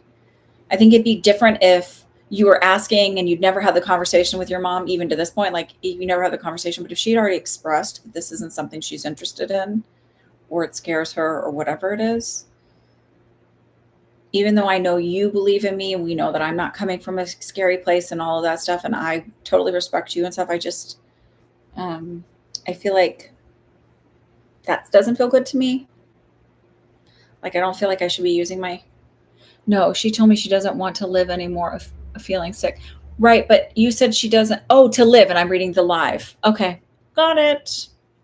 Misread, mispronounced. Sorry. Sometimes I need clarification. Sorry. No, I'm sorry. I'm like, I just don't want to. Oh. But like, okay, this is why I'm so weird about boundaries. I did not have any boundaries for the longest time. I was taught little up that I didn't have a say. I wasn't allowed to say no to touching my body or to treating me a certain way or to say like, no, I didn't like that behavior or anything from like multiple people in my family, not like whatever, but like on different levels from multiple different people from my family. So I went through the world not allowing myself boundaries. And so when I understood what boundaries are and I started imposing boundaries and saying like, no, and my boundaries, like, I'm not willing to tolerate this more. And if you can't respect that, then like, we don't have connection anymore. And so I'm very big on respecting other people's boundaries. Right. You're tired from work. Okay. Every time I ask Anna Lisa about my baby sister, she says no. Well, just because my sister's so guarded. Yeah, it happens that way. Like, I've had parents even ask about their grown children, like, oh, when, and I'm like, this thing did, and I've said, like, I kind of feel like they don't want you to know. And they're like, well, no, they really don't. I'm like, I'm not going to tell you either. Sorry. I know there's readers that will do it. So go find them. But like, I don't know. I just feel like I wouldn't want somebody to do that with me. I really try to lean into the idea of like treat others the way you would want to be treated. Okay. So she says, what's her first name? Can you just tell me her first name and then I'll do the reading and then I'll do meet with. Does she have respiratory issues? Because I immediately feel like a little difficulty breathing.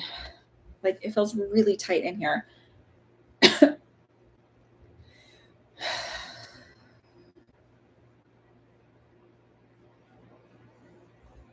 And also, does she have like skin issues? Like I feel like I'm scratching behind the back of my leg and I'm not itchy at all, but my hand is doing a motion as if something was really itchy or scratchy, like eczema or psoriasis or something like that. Oh, Bernardina, sorry. Um, I also feel like she's got some aches and pains here on my left arm. I feel weak in my left arm and my left hand, like a weakness and a pain. It does not feel like a cardiac issue. It just feels like I, I think she's got autoimmune stuff going on. I don't think that she's depressed or has anxiety. And I think she has some autoimmune stuff going on. I just want to look up the symptoms of this one thing because I heard it, but I'm not sure that this fits that.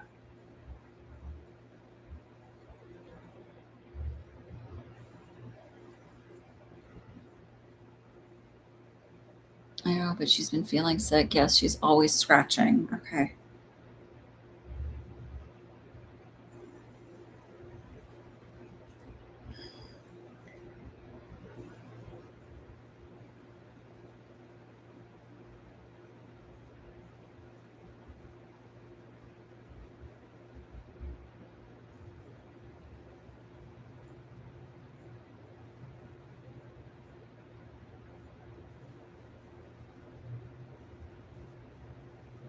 Does she have shortness of breath?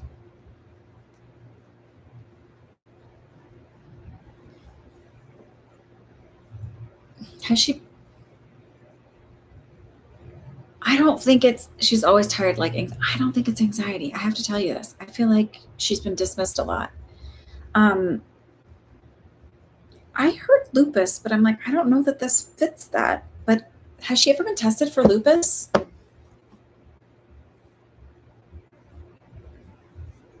Like, maybe she doesn't have the hallmark butterfly rash, but it might not.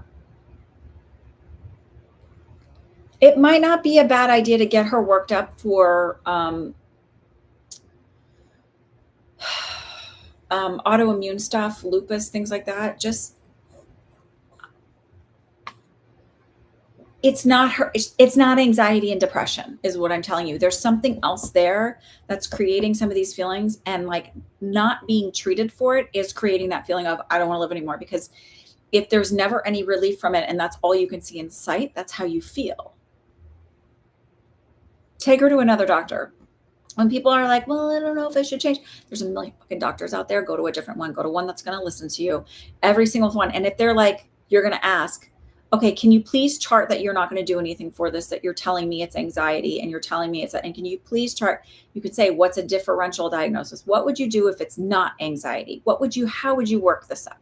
And if they're like, I won't do these tests, or if you're like, would you be willing to look at autoimmune disorders that could potentially cause this? Look at lupus, mention lupus, and say, even if she doesn't have that hallmark thing, could it potentially be? It's often hard to diagnose. So I just read. Look at, I don't think that it's Lyme's, but we're in a Lyme's area, right? You're in the Northeast. Yeah, I feel bad for your mom. I'm going to say this, that I got this earlier today. So when we talk about like the way the astrology is moved with Pluto moving into Aquarius, that there's going to be big medical breakthroughs and people are thinking cure cancer. I actually think what's going to start happening, it's going to be more big medical breakthroughs towards women and people of color, but especially women, because women have been ignored. Not that people of color count, but I'm saying like when you just look at women and men in studies, they're going to be looking more at doing studies on like lipedema and which is associated with women, and I think that it's connected to inflammation, histamine issues. I don't think it's incurable, even though it says that it's not. Like, you just have to, like, but I feel like they're going to start looking at things more for women. I'd say by 2030, there's going to be a lot of breakthroughs for around women's medicine and women's health. I think a lot of that has to do with, so not that I'm saying she's going to have to wait that long, but I just feel like with her, get the lupus thing looked at. Most people don't get a diagnostic testing wrong and say you're fine. Yep. They'll say you're fine, or it's anxiety, or it's like, you're just going to lose weight. I had an anesthesiologist say this to me, and it drives me nuts every time I think about it. And I like complain about it because I'm like, this is such a banana head thing he did. It was my third epidural because it was my third labor and delivery. It was my third child. I had had 2 epidurals before, because I believe, even though, like, I never even know when I'm in labor. So, like, I'm going to tell you, like, I'm not trying to rub it in and be like, my contractions are nothing. Like, my labors were pretty easy, except for my first. But my pregnancies were pretty miserable. I threw up more, like, for months and months and months, like well into my second trimester. And then I started having reflux so bad that, like, I had to sit up straight at night and, like, choking on my reflux. It was so bad, like, way to wake up choking. But so I feel like I get a relief somewhere. The labor part wasn't bad, but I still hadn't put epidurals in because I'm like, well, I don't want to feel anything. Like, if there's technology for us to, like, easy peasy lemon squeezy, let's do it. So the third one he put in, I was like, it's not in right. Something's wrong. And he's like, didn't ask me what I meant. Didn't ask me how I felt. Didn't ask me how I knew. I just said, it's not in right. I can tell you. And he's like, oh, it's in. That's how it's supposed to feel. A man who's probably never had an epidural in his life told me that. I felt everything. It wasn't terrible. I was able to make it through it again. Third kid, whatever. But my doctor even said to me, she's like, because they were like, oh, you can't push yet. Because I was like, I think it's time. She's like, you can't push yet. And I said, respectfully, my body said it's time. And you don't say that when you have an epidural. Like, that works. So point being, I feel like there's going to be some big changes that come in medicine starting in about 2030 around women. She's getting dismissed for anxiety and depression. Because she goes so often, not saying she shouldn't go so often, but she's going so often because they're not listening to her. Go find a new doctor.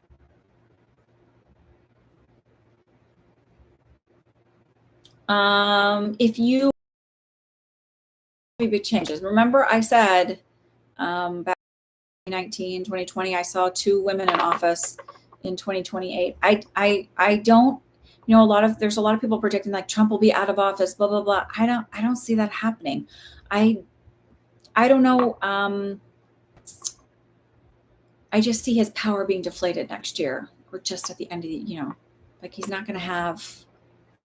I mean, look at Canada and Australia just voted to go completely go left when they had been leaning to the right, and after all this crap, they've moved left. So he doesn't have the power he says he has. 2025, when they're saying, like, oh, it's going smashing, we're doing amazing, and you hear people going, oh, they're gotten all this stuff through. It's like, quiet and look at you want to, like, look at your source. 2, remember that con artists always say they're doing better than they are. Always. So, okay. Who do I have now? Hang on, let me tell her I believe her that she's not just having anxiety and that there's something else going on, and to look at autoimmune stuff.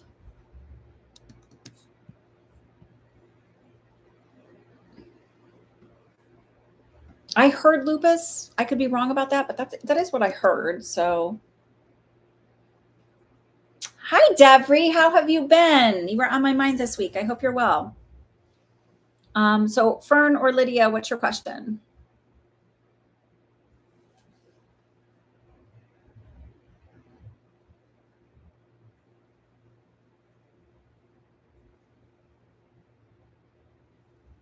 Hang on, is there something also, Allie, with your mom's tongue? And did she at a point, like, maybe even when she was little, like, fall and her tooth went through her lip or something? Because I feel like my lip is pierced, but it doesn't feel like she had a lip piercing. Okay, I just wanted to make sure I was in that. I think that's all a part of all of this. So it also could be that she has this autoimmune thing, but I think that it gets set off by having like vitamin D being off, vitamin C being off, like vitamin and nutritionally off, like vitamin and minerals. So that's also worth looking at. Um, when we're off that way, it can cause a lot of other really wackadoodle symptoms. Okay, so Fern or Lydia? I think Lydia was first and then Fern. Her tongue is weird looking. Get that looked at. Get it looked at.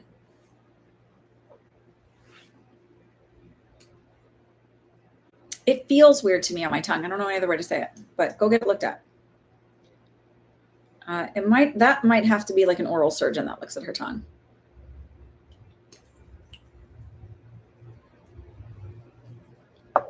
Wanted to see if any of my relatives have anything to say to me. Can you pick one? Because I know there's a lot of people who do spirit led. I don't. I don't know why I don't. I just don't. I think because it feels more like, is there somebody here who's had a heart attack? Is there like that too? Like, because that's like they'll give me a whole bunch of symptoms, and I want you to tell me who you want, and then I get the symptoms and you give me, and then give you the evidence that that's who I'm talking to, versus like pulling a whole bunch of stuff that maybe fits somebody. It's like a deformity. Oh, wait, hand, your tooth went through your lip and you had a lupus diagnosis, but I think that's Allie's mom has it. You still think Allie's mom? I'm not feeling it for you, Misty. I'm feeling it for that this is probably for Allie's mom. But that's very interesting. So maybe that's another validation that mom should be getting checked for lupus. Let me see. I want to see another thing now. I just want to do a little cross reference.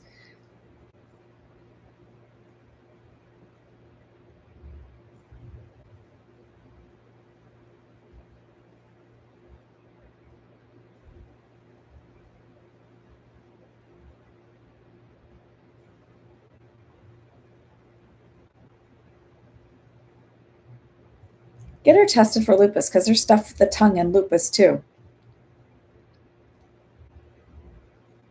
It's worth getting it looked at. Like if the regular doctor won't go to the, just ask them if they'll test for lupus. Just say, and then if they say no, just say, would you be, make sure you put that in the chart that I asked you to test me for it, and you won't do it. They're more likely to test for something than not if you do that, because that puts them in legal. If they've charted that you've requested it and they won't, and then they won't do it, and you have to chart it legally, that can put them in a bit of a bind. So we always say, please chart that then. Remember, I told you the story about the doctor I worked with who I was like, this mom's got a really high heart rate. She's postpartum and it's like 125. She's just chilling in her bed. She hasn't gotten up and anything. She's not doing anything. And he's like, well, that's compensatory, which it is. It's 1,000% compensatory when you've lost a lot of volume. And I was like, I said, okay, I'm just going to chart that. I let you know. I informed you, because you can't say they know, because I don't know if he knows or not, but I did inform him. It's like legal, like there's ways to, right? You don't say like, you don't chart that they're aware, because who knows if you know if they're aware or not, but you do chart that you inform them. And then I said, I'm going to just chart that I informed you and I received no orders. And he was like, oh, actually, why don't you give her a little bolus? And I was like, great. Which is what she needed. She needed fluids. So you don't have to be threatening. You don't have to beg. You don't have to cry. You don't have to do anything on the other side. Just say like, okay, so can you just do me a favor and chart that I asked for you to test for lupus, because there's some symptoms that are concerning to me and kind of came up and somebody else was talking about it, and I thought might be worth it. And if you say no, just chart that I requested it and you're refusing to do the test. Listen, I'm going to tell you something too. I think a lot of doctors are burnt out on what has become the medical system, which is private equity and businessmen running things and not really actually getting to know your patients. My kid's pediatrician left the office she was with because private equity bought it up and started running it. And so they didn't know their patients anymore. They got to see them for their well visits once a year. And then that was it. Like I never saw her again. So in order for us to see her, we have to do one of these. Like, I think she's doing like where you pay a monthly fee kind of thing, and then like you, but then your doctor knows you. So I think honestly, and I also think the medical system wasn't, as most other systems in the United States, weren't built to listen to women. Misogyny has been built into everything, quite literally. And it's not to be like, oh, I'm a man hater, but I'm a system hater. I'm not in love with the system that has been created that's harmful to half of our population. So like, know what the system is, and understand how to work within that system then. How to get your needs met. And sometimes it means making people a little bit uncomfortable. Or just saying, like, okay, just make sure you chart that. And unfortunately, you don't know that. You need to tell people that and be a little bit of like, it's not manipulating. It's just saying like, I know how this works, so I'm going to use it to my advantage. Okay. Fern or Lydia, are you guys sleeping? Oh, you just like a message for you. Okay, wait. I want to see if anybody relatives come through. So wait, do you want to connect with? Hang on. I did this again. I didn't. I'm sorry. I have it on top chat instead of live chat. So let me just see. Oh, your Uncle Gavin. See, it changes. So no, I didn't see it because of the way this stupid thing filters, and I forgot to unfilter it. Your Uncle Gavin. Okay, we can do that. Immediately, there's something weird with his mouth and lungs as well. But I feel like this is more like I feel heavy in my face. Something weird with my tooth here. Did he have like a chipped tooth here? But I feel like heavy. So it doesn't feel quite like a stroke. But I have, he's making me feel like a cough. Maybe he did have a stroke because it feels more one-sided than the other. So did he have a stroke that would have affected his left side of his body? He did have a chipped tooth. Okay.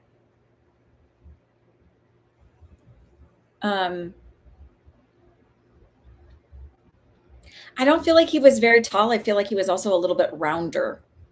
So did he have something that affected like where he had weakness on one side of the body, or maybe he got pneumonia, but it was like more on one side or the other? It's just like, I feel like I'm having a cough. I'm having a breathing issue. I also feel like he's sore in his back. I don't want to like, would he have said he was potato shaped? I don't know either way to say this. And that sounds weird, but like, I was like getting the shape of his body. Like I don't feel like I'm super tall. And then I heard potato shaped. And I don't call people potato shaped. I don't refer to people as food shapes. Although I know like the Jersey Shore, they call some of the girls meatballs, but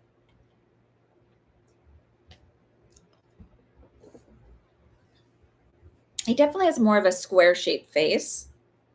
Do you know who he reminds me of? Did you ever see that movie Up, that little cartoon movie Up? And the little old man in that movie with the glasses, like that's who he reminds me of.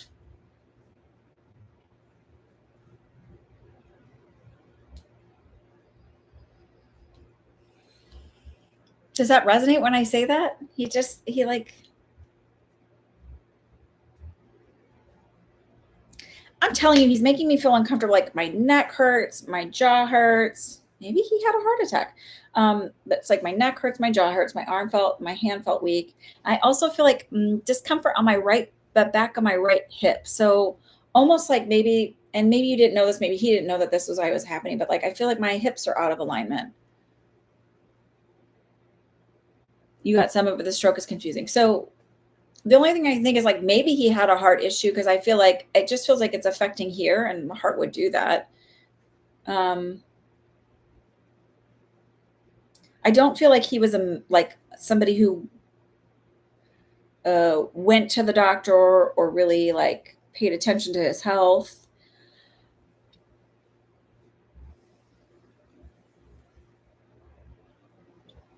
I just feel like he enjoyed going about his day and doing his work and his routines. He liked a routine. He didn't like when his routines were messed up. He liked consistency. And he honestly liked quiet. Like, he didn't wanna be, uh I feel like he's really nice and had a very funny sense of humor, but also didn't like, I don't feel like he didn't like people, but, like, people could be people-y.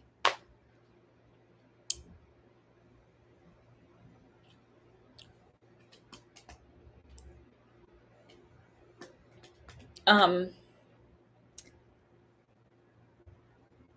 do you know if it was the left side of his head?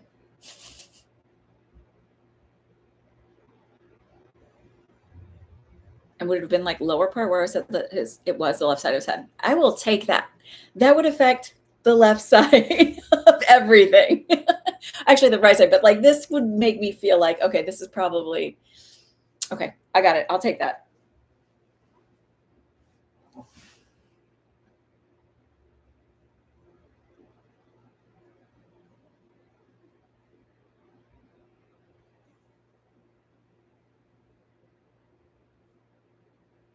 I asked if it was an accident, and I got, "Well," so I don't feel like it was intentional, like, somebody thought he was a bad person, but I feel like they were shooting and either didn't see me, I was in the way. There was something where it was like, yes, they intentionally shot, but not intentionally at me or not intentionally for me. There's something around like, it wasn't like, so I don't feel like it was self inflicted, or was it? I don't feel like it was self inflicted.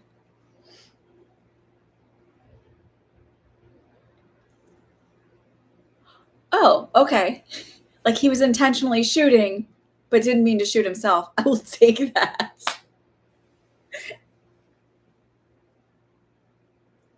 Yeah, because I don't feel like I'm going like,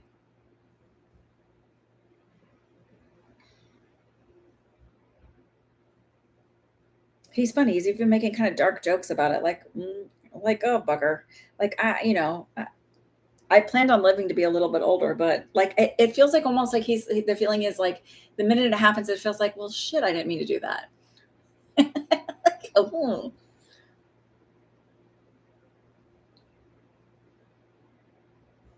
I feel like I'm outside when it happens, so I don't feel like because he's talking about the cleanup wasn't bad. He's kind of got a dark sense of humor. Um, like I feel like the cleanup wasn't bad.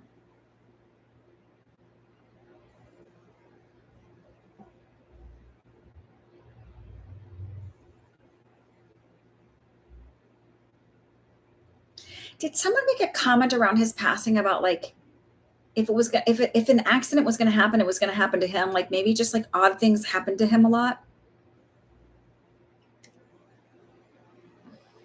The gun had fallen and gone off by accident.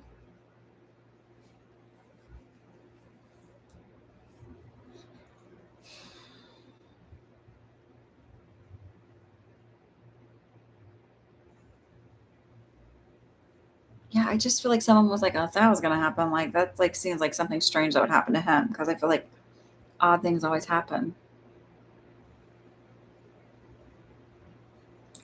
I also feel kind of like he's like rolls with the punches on it, like it's just okay about it, like not meaning not like, oh, I wish I would have had like just like yeah, it is what it is, and I feel like he probably hi Kiki. I feel like he probably would have lived life that way. Like it is what it is. Like when things happen, I don't feel like he catastrophized about it. He just was like, well, just take this and deal with it. Um, did he also live on a farm? Because I just keep feeling like again, I'm seeing like a little, like I don't, some kind of wall or something. And I'm seeing, um, there's animals around, but I don't feel like it's just sheep. And it's like, there's a couple different things. And I feel like they actually were checking on, were like confused about what happened. Um, and I also feel like there's other equipment around me.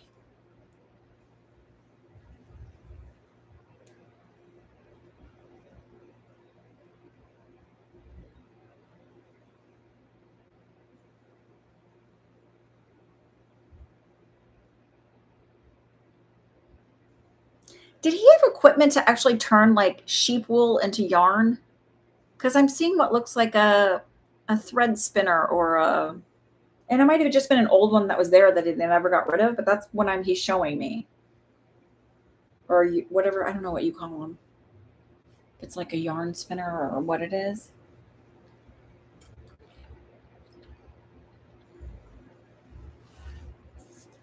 I was like, so like, the whole like, he'll be back. I was like, he'll be back in time when hell freezes over. Like, I feel like, I don't feel like he had a very miserable life. I don't feel, like a miserable person ever, but it's just this idea of like, why would I go back and struggle more? He made me feel like that this experience in Earth, he's like one and done. Though, like, I think he actually had more lives than that, but he's sort of like, I don't need to go back to that anymore. I've learned a lot. I actually feel like he was a little bit of an older soul, believe it or not.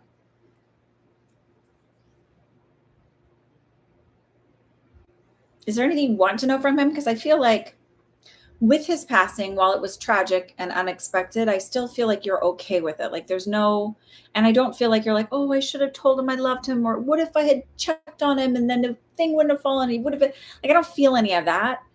So he's just sort of like, he feels like such a happy soul to me. And again, the joking around about like, well, I mean, I see what she's doing and I watch over, and yet like that's not like he's like, she's fine. Like, I know we love this idea, like as humans, that like, they're rescuers, and I do think to an extent they sort of intervene if necessary.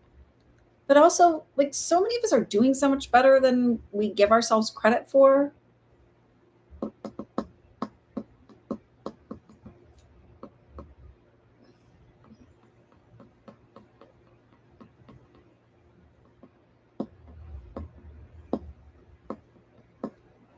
Is there a day of the year, like in Hispanic cultures, it's Dia de Muertos, or is there a day where, because he's making me feel like there's a day where you celebrate and I'm really around then, and she knows I'm really around then and can feel me?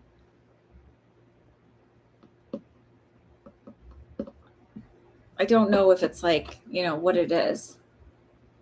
Not sure. Okay, you're not sure, to be honest. I just want to know if you wanted me to know anything important. He started laughing. He's like, oh, like, you don't know if there's like money buried somewhere. No, that you're. I think the important thing is for you to know that you're doing well. That he's got all this faith in you. But I do feel like there's some holiday or something that's celebrated, or where you acknowledge within your culture the crossing of a loved one, and I feel like he likes that he is really around at that time, and he is around you, and to trust that a little bit more, like it's not just in your head. He actually goes, the fairies are real. It's like, give more energy to the fairies. It's not just child's play. They can be just as mischievous as the stories tell.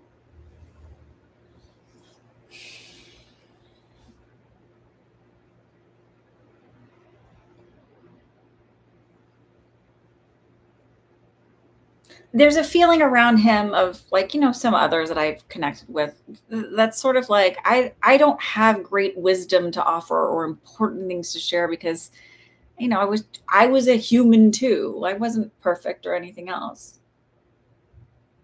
Well, there is a poker tournament coming up in memory of him. Maybe that's it. So he'll be there.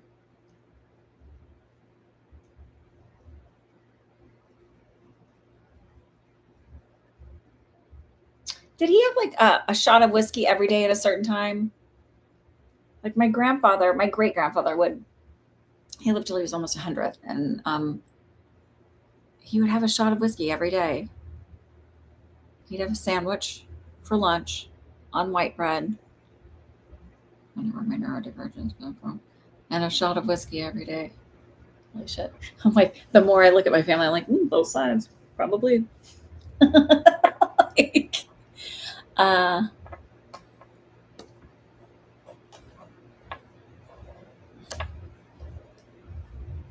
probably at lunch. He always had a flask with him in his food. It feels like it's whiskey, not scotch, not, feels like it's whiskey. And so it's sort of that feeling of have that in honor of him. So if people are allowed to booze it up, just a little shot, little sniff, little dab will do ya, little nip.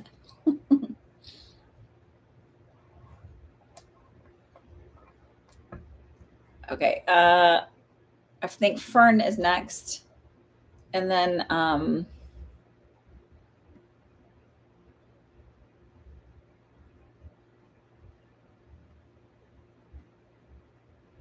want to say I don't feel like he suffered. Like it was a quick, I'm done. I'm done. Like I feel like I felt that, and then that was it. But I don't know that he actually felt that more so than I'm feeling it, just to kind of get to the physical symptoms of stuff.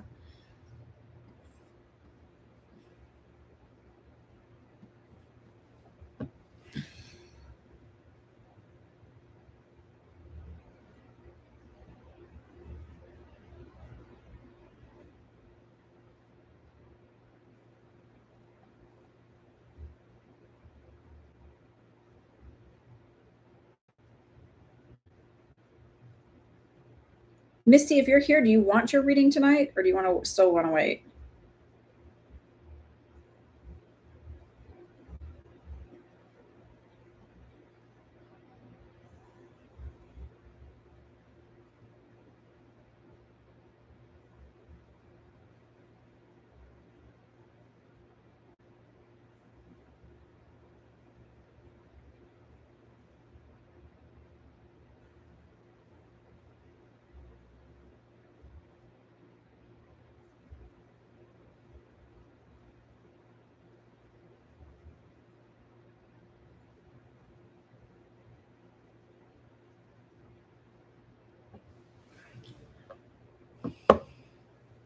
They're all settled now. Okay. Hang on. Fern said, "Hi. I just was wondering how my year is going to go. Like from now to this time next year. Can we narrow it down to because that's a whole hour reading. Can we narrow it down to a topic?" um,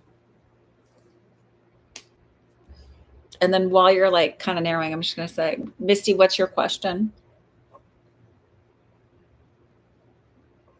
Hi, Michelle. How are you?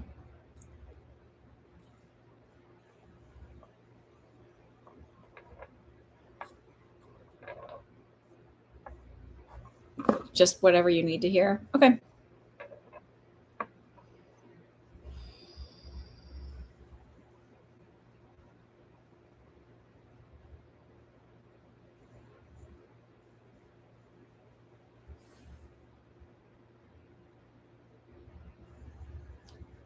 This is the question. I'm asking this because I saw so I'm asking, were you a strawberry shortcake fan when you were little? And I say that because I saw like the strawberry shortcake characters in the cartoon would wear like the little bloomer bottoms, and like just the way their legs were and their little feet with the little shoes. I saw several of that, and then it was a feeling of like going back to your childhood, going back and doing some of the stuff. Because then I saw a cake and celebrating yourself and needing to like re-honor that. So maybe you always wanted a strawberry shortcake party and you didn't get one, but it's like going and doing that now. Like who cares if it's not very grown up or adult to do things? Um, they're sort of talking about on your healing journey to honor that part of yourself, and it doesn't have to be like that. It's more like people around you would be more accepting of it if you're just like, yeah, this is what I'm doing. I always wanted this, so I'm going to do it now. And like I need like that part of you needs that. um I don't feel like it was like your mom was like an intentionally evil person or abusive or any of that stuff, but I feel like she might have been like maybe was sick a lot and wasn't available and had like a lot of stuff she was dealing with and just wasn't available to you the way that you would have liked or maybe needed.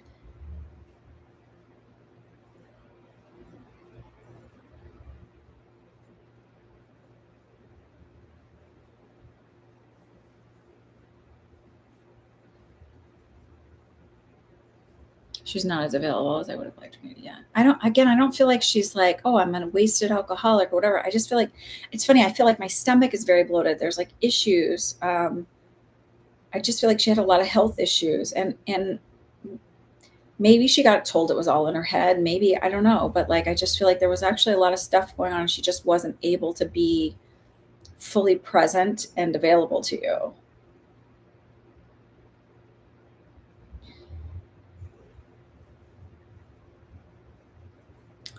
Which I need to write something down because I keep forgetting to do something for one of my kids.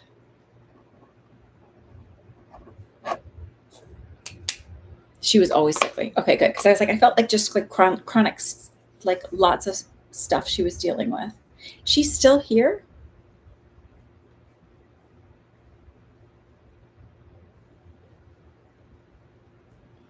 No. Okay. I was going to ask. I don't feel like she's still here. Okay.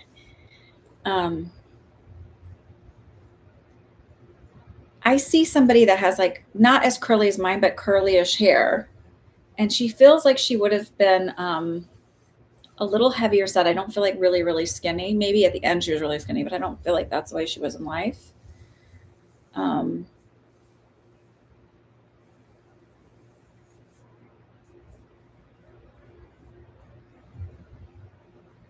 First she's acknowledging, she's saying like I'm sorry, and she said something, and I don't think that she means it in the way that it sounds like. It was like I probably shouldn't have had kids, but I don't feel like it's like I didn't love you or you weren't, but feeling like she was aware that she was unable to be fully supportive and she feels guilty about that. Did she have something? So first of all, I do feel like there's an issue with my left arm again. I feel like maybe she either, the way I'm seeing her chest, like I feel like there's a sensitivity to it, and almost like her chest would get really red or a red rash or something on it. I don't know if she had a latex allergy or mold. Like I almost feel like there's several things going on, like a latex allergy, a mold issue. Um, okay, that's a way for you to know that then, because she's like, "Oh, I'm sorry," and I don't feel like it's like I'm sorry I ever had kids. I just feel like I'm sorry I'm putting you through this. Okay, that's helpful. Thank you. I will look at that, Fern. Hold on.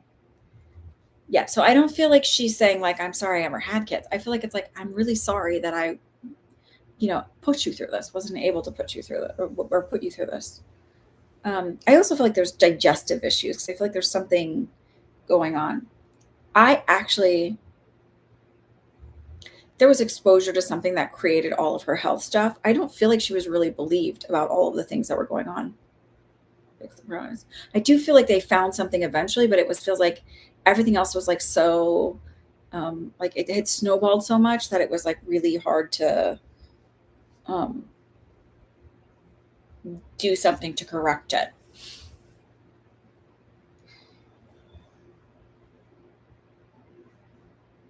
Did she did she end up with like a some kind of a port or a pick line or something on her chest? All women in your family had perms. Okay.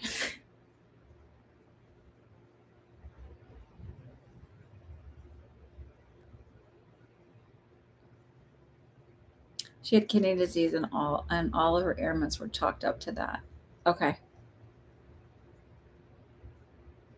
But I don't think that that's what the case was.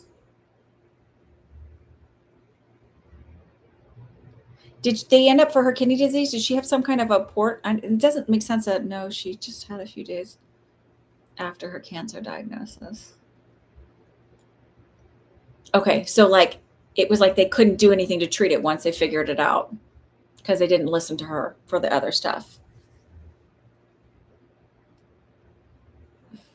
I'm sorry about that. I mean, I like being right, but I also because I want to know that I'm actually connecting, right? But like also, I'm really sorry because that's um, awful.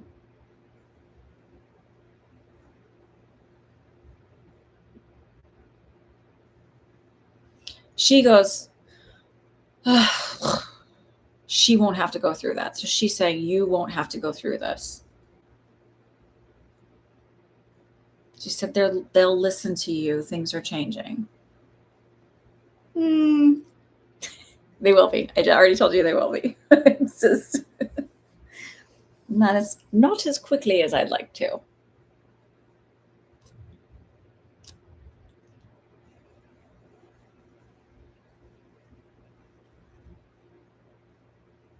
You have children because I feel like she sees her grandbabies.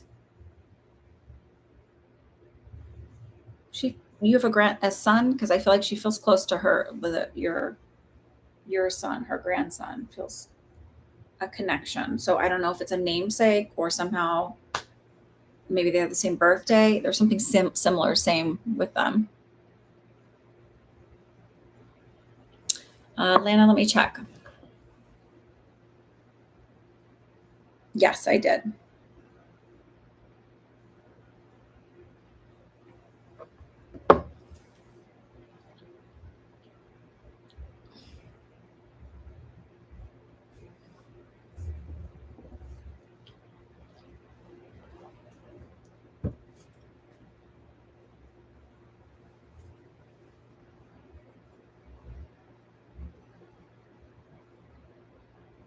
They're both Olivers.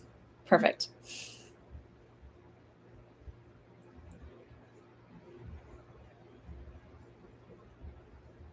I feel like she watches over him. She visits in his dreams. He might not recognize her. I feel like he's very intuitive. So he'll be very sensitive to people's energy, feelings, things like that. May I leave you with that? Just because it's 6:30, so I gotta keep moving. Sorry, I started late today. Okay. And then Fern's question is about relationships, and then Lana, and then we're done. So I'm just gonna put Fern, Lana, done. Okay. He knows. Oh, good.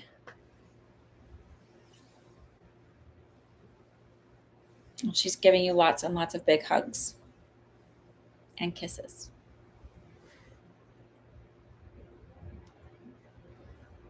And I will leave you with that. Okay. All right. Fern, you want me to look at your wanting to know relationship wise if I'm going to get into anything serious?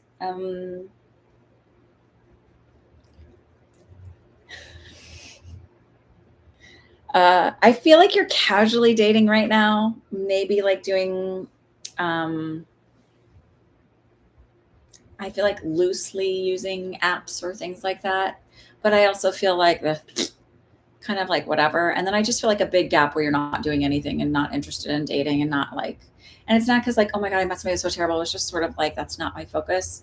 By the end of the year, I actually feel like you meet somebody, some maybe of like around the holidays. And it feels like at a holiday gathering through like, I don't know if it's work or what it is, and meeting somebody that way or through school and meeting somebody that way and connecting with them that way. And that's when the relationship will start. So I would give you like December, when you really finally meet someone that's worthy of your attention.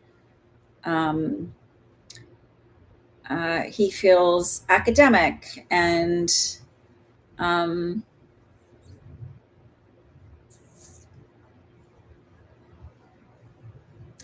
be a little bit older than you. I just feel like he's interesting, and his conversations with him are like they excite your brain, and his brain gets excited by your brain. It's not that you're not physically attractive; it's just that it's like more substantial. I don't know if this is like the forever person, but I feel like it's a for a while person. Um, it, eh,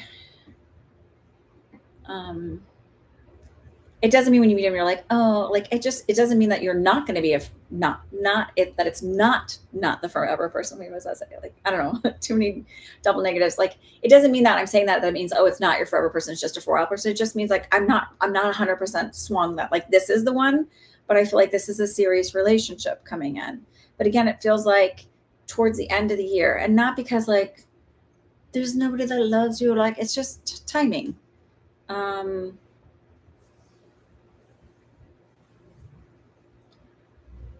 And I don't even know that he's in a relationship. Maybe he's studying abroad or something. It just feels like it's timing. I do feel like, again, I feel like he's thoughtful. I do feel like he's emotionally intelligent. Because I don't feel like you'll waste your time on somebody who's not. I just heard from the guides. Things are changing, ladies. Maybe not as fast as we want them to, but there's that. Okay, so if it excites your brain, most likely humor. I just feel like enjoying each other's company, enjoying like the way your brain works, the way his brain works. Like it's more than just like, I do feel like he's attractive, but I also feel like there's more to it than that.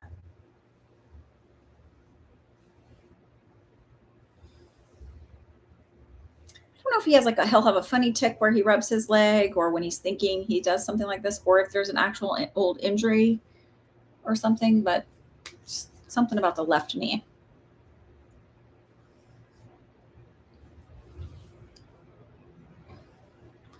All right. Is it, I don't know if it's Lana or Lana, if you would like to ask your question. You're very welcome. Thank you for trusting me.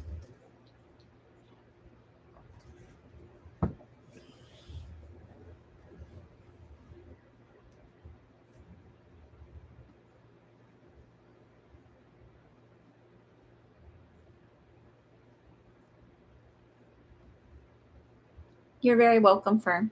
Oh, I think I said that already. It's getting close to being done time.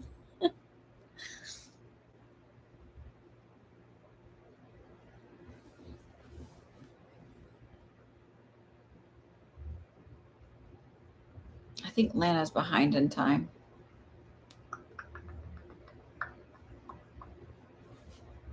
I'm going to wait just a minute.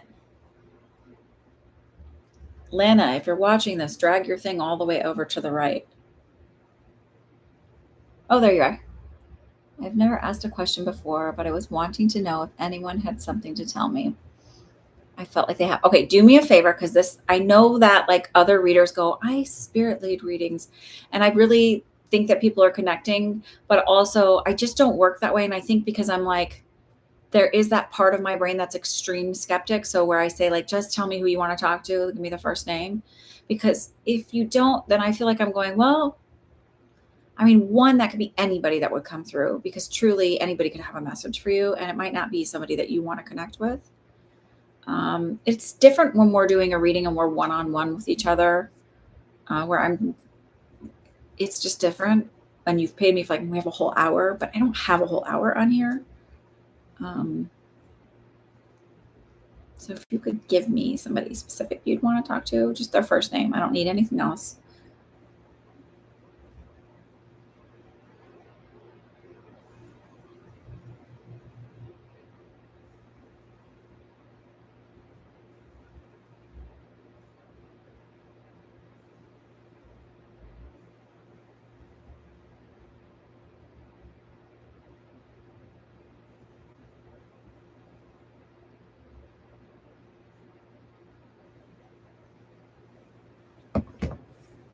Your grandma. Can you give me your grandma's first name, please? Because remember, we have two grandmas.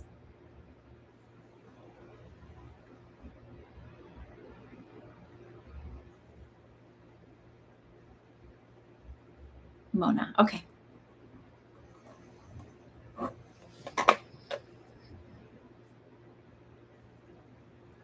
Do you know if Mona had an issue, either a deviated septum or something where her airway seemed like I can't breathe out of my right side of my nose?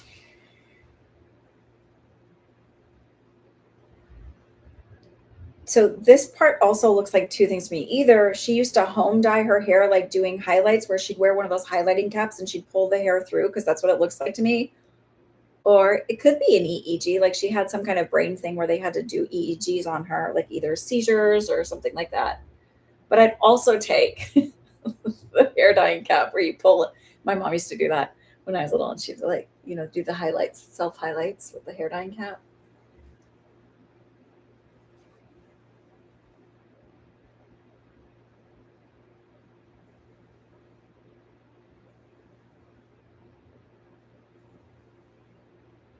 I feel like she also has like a more of a there's something with her nose. She also has like a, maybe allergy issues or like I just feel like my nose tickled and my eyes are like, whoa. When she passed, more of like a little bulbous nose around her face.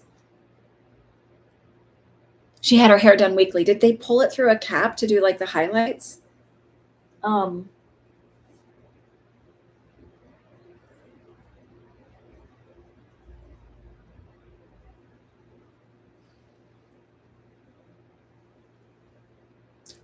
I don't know if you know this book or if you're familiar with it, but like Mrs. Nelson is missing.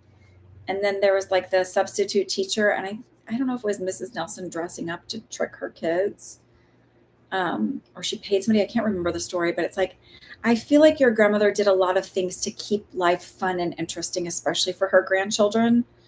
Um, I feel like she wasn't able to do the same for her kids because I feel like she had to work a lot, maybe owned a restaurant or a bakery or something around like there's work around it. Like it's like I own a business. So I wasn't able to like, but I feel like with my grandkids, I was able to make things fun and interesting.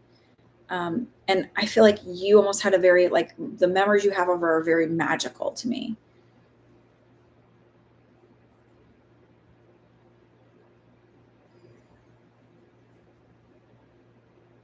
And she's also I don't know if she also had her nails done or was like it was I don't know because I just feel like I'm doing something with my nails, so there's something also about her nails. Um,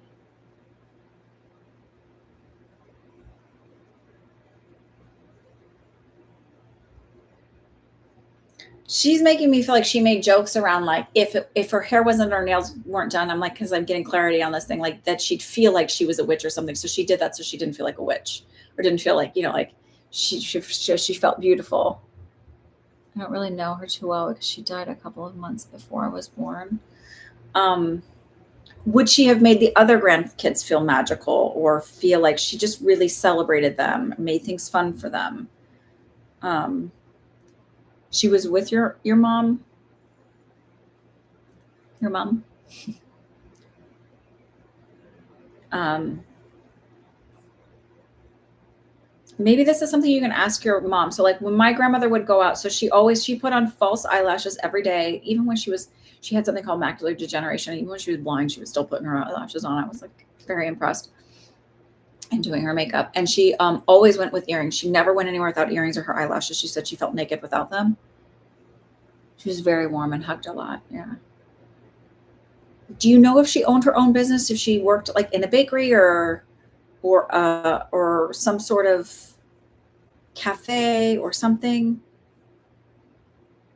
I'm just trying to see if that makes sense when what that means. Um,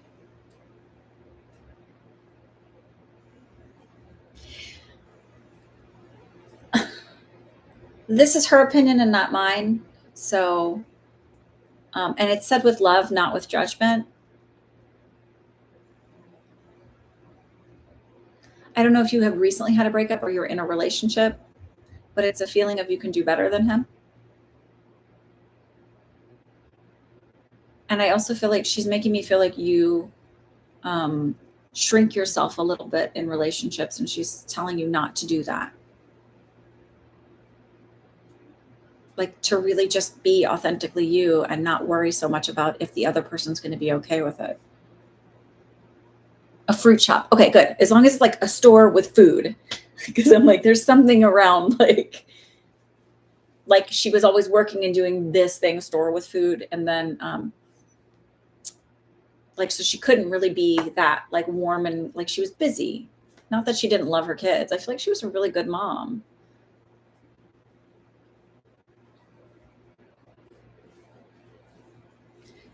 Do your mom have brothers? Because she's showing me like a son or two. So I feel like you're like there was more kids, but I feel like boys, not girls.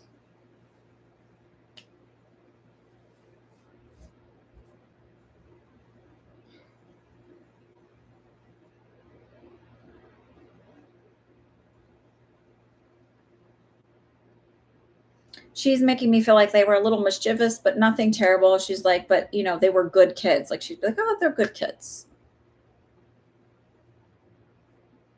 One brother. Okay.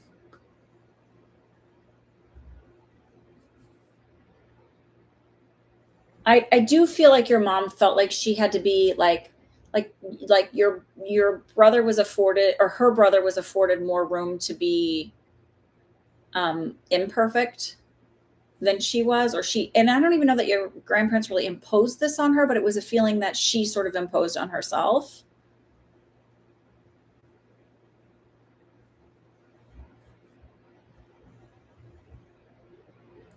And your grandmother is acknowledging that, like, yes, that was the case, but it wasn't intentional. um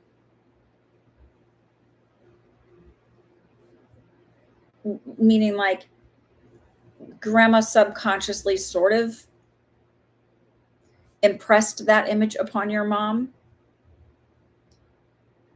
but I don't feel like they were crazy strict or anything. I just feel like it was like this silent thing.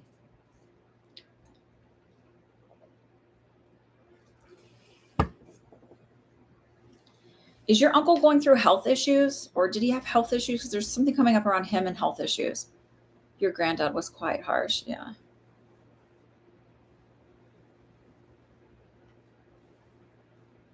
Granddad might have been ADHD. I feel like most of his like lashing out was more around his own sensory issues and nervous system disruption. He was an alcoholic. I think alcoholics, a lot of ADHD people end up being alcoholics as a way to like self medicate. Um,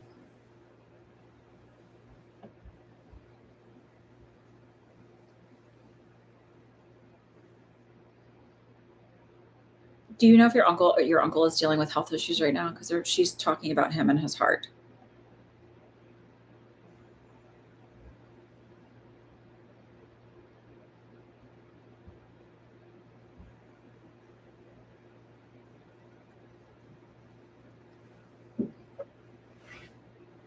Oh, your uncle is the alcoholic. Your grand, not your. I was like, is that why I saw him drooling a little bit? I was going to say, I think he might be an alcoholic too. Um, I still think he has some heart stuff going on too. Um, I feel like his health is going to continue to decline. And I'm just going to leave it at that because I don't want to talk about anything else she's talking about. But I feel like his health is going to continue to decline. And I don't feel like there's anything anybody's going to do about it. I don't feel like he's going to quit drinking. I don't feel like there's going to be changes. Uh, yeah, I just feel like it's a continued decline. So I think when I get stuff like that and I'm told that, I want everybody to understand that's connected to that person, to be reminded that it is not your job to save or rescue other people, and that um, at some point timelines don't shift, right? So this idea that we have free will, we can shift timelines and things like that does exist, but at some point it gets to a point where it just doesn't. Um, and that, like, when he eventually passes, because we all die eventually, that that people should remember that you weren't meant, like, if you were meant to intervene, all of that happens organically, and it happens and it works and interventions occur. But, like, not to hold yourself responsible for somebody's actions and choices, even though we understand that, like, alcoholism and addiction and things like that are a disease. At the end of that, that person does have to make the choice at a point to face all of that. Do you know if something happened to him when he was a child? And I know this sounds very like, but say maybe a priest took advantage of him or something like that. Because that is the feeling I just got, that he was taken advantage of, and feels like it was not a family member, but a trusted person within the life, like a priest. And it feels like that's, I mean, even if your grandfather was harsh, it feels like that's actually where the trauma that caused him to lean on it. And he may even also be ADHD, but also there was trauma there that caused him to self-medicate. That could have happened, yes, but I couldn't confirm it because he has had a lifelong problem. Right. I don't think he would admit it or confirm it. I'm going to just say that. But I think that was the catalyst for a lot of stuff for him. And I also don't feel like he could have opened up about it. Meaning I don't know that. And I don't know if this is your grandma telling me this or who it is, to be honest with you. It doesn't feel like, I feel like just times were different. You want to ask your grandma if I've made the right career choices as well. Certainly. Um,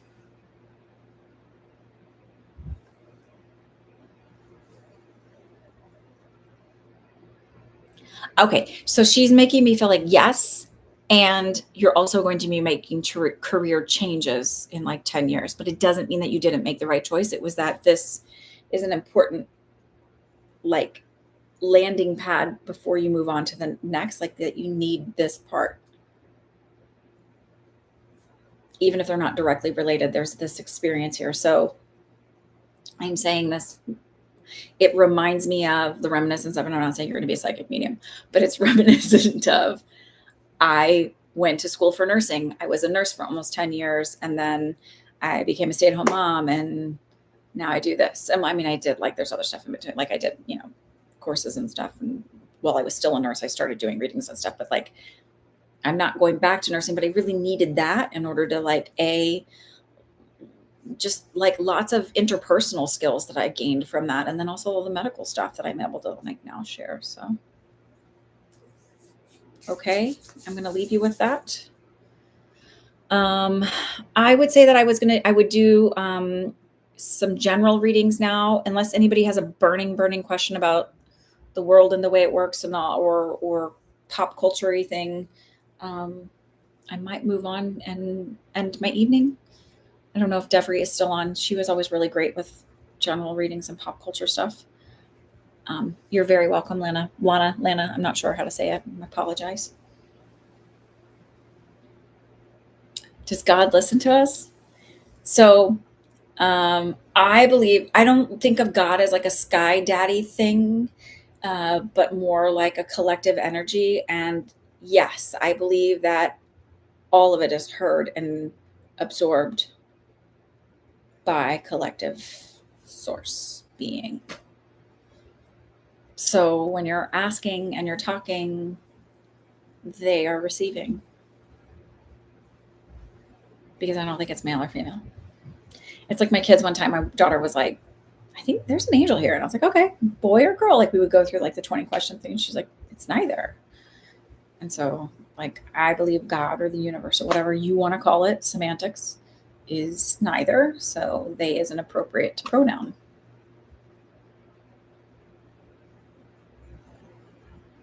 All right. Yes. It's like when people ask me, like when I'm doing most readings, they're like, who are you talking to? I'm like, I don't really like, it's not like I'm like, oh, it could be a demon, but I don't like really, if their goal is to be like, why would they be kind in like every reading and loving in every reading? Like that doesn't make any sense. But I don't always know. Like I just know it's like, like I say, like it's like the collective energy. It's like when someone says they do Akashic readings, it's just a collective energy that they're connecting into. Sometimes I know specifically who I'm talking to, like as far as guides, but otherwise it's like a mass amalgamation of all of your guides. It's, not always somebody specific. That's like the voice. It's a collective energy. All right. Oh, do you guys want an inner child reading thing? I'll do this really quick. I'll do a quick card pull. And then this will be probably different from my other one. And then we will call it a day. Do psychic abilities develop late in life? Yep, sure. You don't have to be born with it. I mean, we're all born with it. So I had a lot of natural ability. And I think because I was so inner, and again, diagnosed maybe autistic. And like if you've listened to the telepathy tapes, like it's like this normal. I didn't think of it as different when I heard a guide say, like when I was 13, oh, they're missing what God is entirely. I knew it was not my father speaking to me. Never made me second guess it. Like I never was like, oh my God, what's that? Like I was just like, oh, okay. Like everything was always very matter of fact. And I tried to explain deja vu, that like that precognitive dreams weren't the same thing as deja vu. And people were like, what do you mean? And so then I just stopped talking about it when I was little. And then as I got older, I was like, this would kind of be cool to like dive into and figure out what it is, that it's not just something that happens to you, right? Sorry if this is, maybe some people like that sound. I should be doing it on camera, but I don't have a setup for that. So like, whatever. But you can definitely develop your abilities when you're older, because we all have it. It's just that we're, as a society, this is like beliefs create your reality, taught like, oh, like if you're like, I have a bad feeling about that person, and then like your mom or a friend or your teacher or whatever is like, oh, they're being nice, they've said all the right things, they look totally nice, they're fine, and then like 6 months later, or like everybody around you's like, no, they're great, we love them. That women's circle person was like that. And everybody else was like, oh my God, she's so amazing. And I was like, I don't know, I'm not really like feeling the vibe here. She's not very nice. She just feels off to me.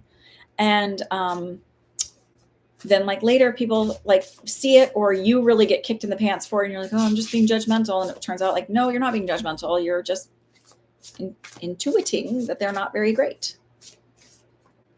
What do I think about astrocartography? I think it's really cool. I can't figure out, like I've put my chart into like the little thing, and I'm like, I don't know what any of this is, but I think it's really cool. Do I think it could be real? Sure. Why not? I think there's better city. Like there are places where I've been more successful and felt more comfortable than other places. And I've lived in a lot of cities, by default more than anything, not like, cause I was like, I have to move around. Like I did travel nursing, but I wasn't like a true travel nurse. I was like, I've always wanted to go to New York City. And what I was reading online at the time, which was minimal, because what it was like in some of the chat rooms, was like nursing was like pretty crappy in New York. And I didn't want to take a permanent job somewhere that I was going to absolutely hate. Like staffing was garbage, and it was. So I was like, oh, I'll just go up there as a travel nurse, because if I hate it, I can leave. I don't feel like I owe anybody anything. So do I believe in face and palm readings? Yeah. I mean, so here's the thing. Like, I think, I'm going to take this one. Okay. I think that, I've had people look at my palms and they see lots of things in them, and I haven't really had an actual professional reading, but like, and I've looked at it and it's like, oh, that could be, it might be fun to go and find somebody who actually does it. Like that's like their thing that they do. But where, you can see in my hand, like certain things that denote being psychic, really psychic, and all of that stuff. And there's stuff in my astrology chart that is like so dead on. It's crazy. I just think they're tools, just like anything else, that like lead you into, just like, and like symbols that were created over time, that it's like, if this is this, then this happens, and all of that. But I also think that like not to put too much weight into anything.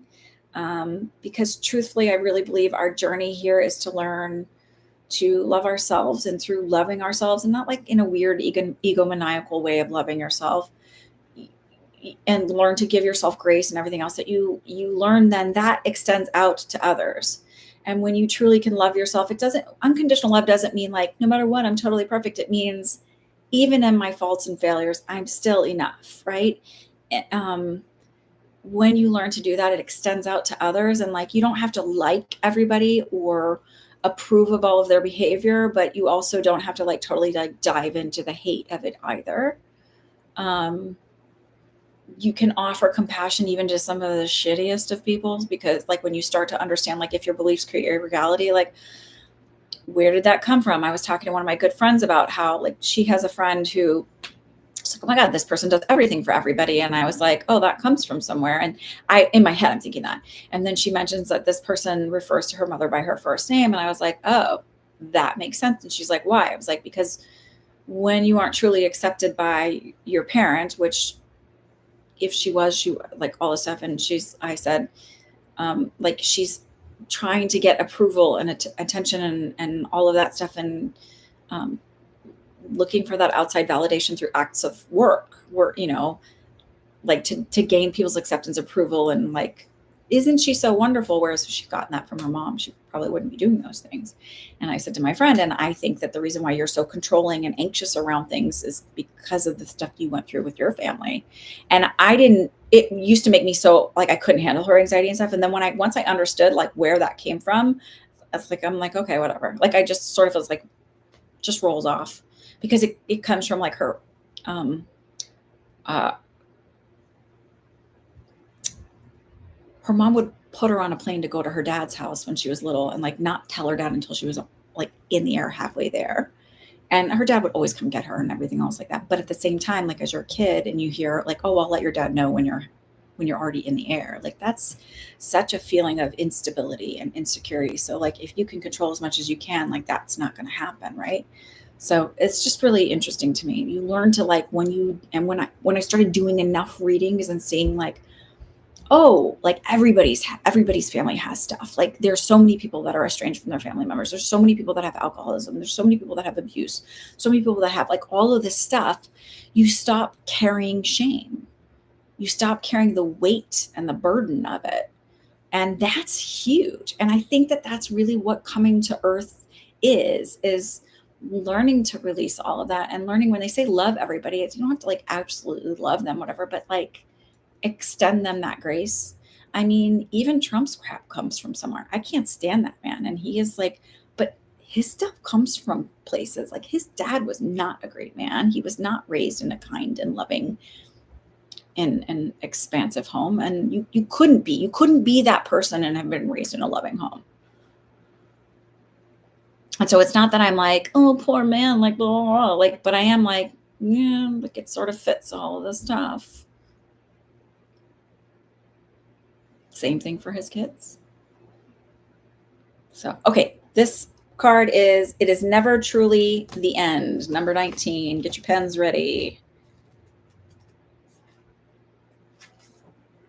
Endings are inevitable part of the rhythm of life. They are bittersweet in nature and can seem to come at the last opportune moments, or at the least opportune moments. Sorry. Though it is often true that when one door closes, I really need my reading glasses, another opens. This might not always be what we would wish for at the time, and it doesn't always bring us the comfort we desire. Many times the open doors that endings create can bring about conflicting emotions within. If you have pulled this card, allow yourself to feel whatever you feel around the current ending in your life. Acceptance exercise. Take the time you need to process the emotions you have and remember that there is no need to feel shame. Isn't that interesting that I just said that? It's okay to be excited or sad. It's okay to feel mad or afraid. It's okay to be happy. It's okay to exist as you are right now in these moments. Take heart that in every ending, no matter how it may feel, now there is hope. Know that there is something glorious waiting for you along this new path. Responsive journaling prompt. What can you do today to honor the current ending in your life? And with that, I will say have a beautiful week. I will see you next weekend. Be kind to yourself. All right. Have a good one.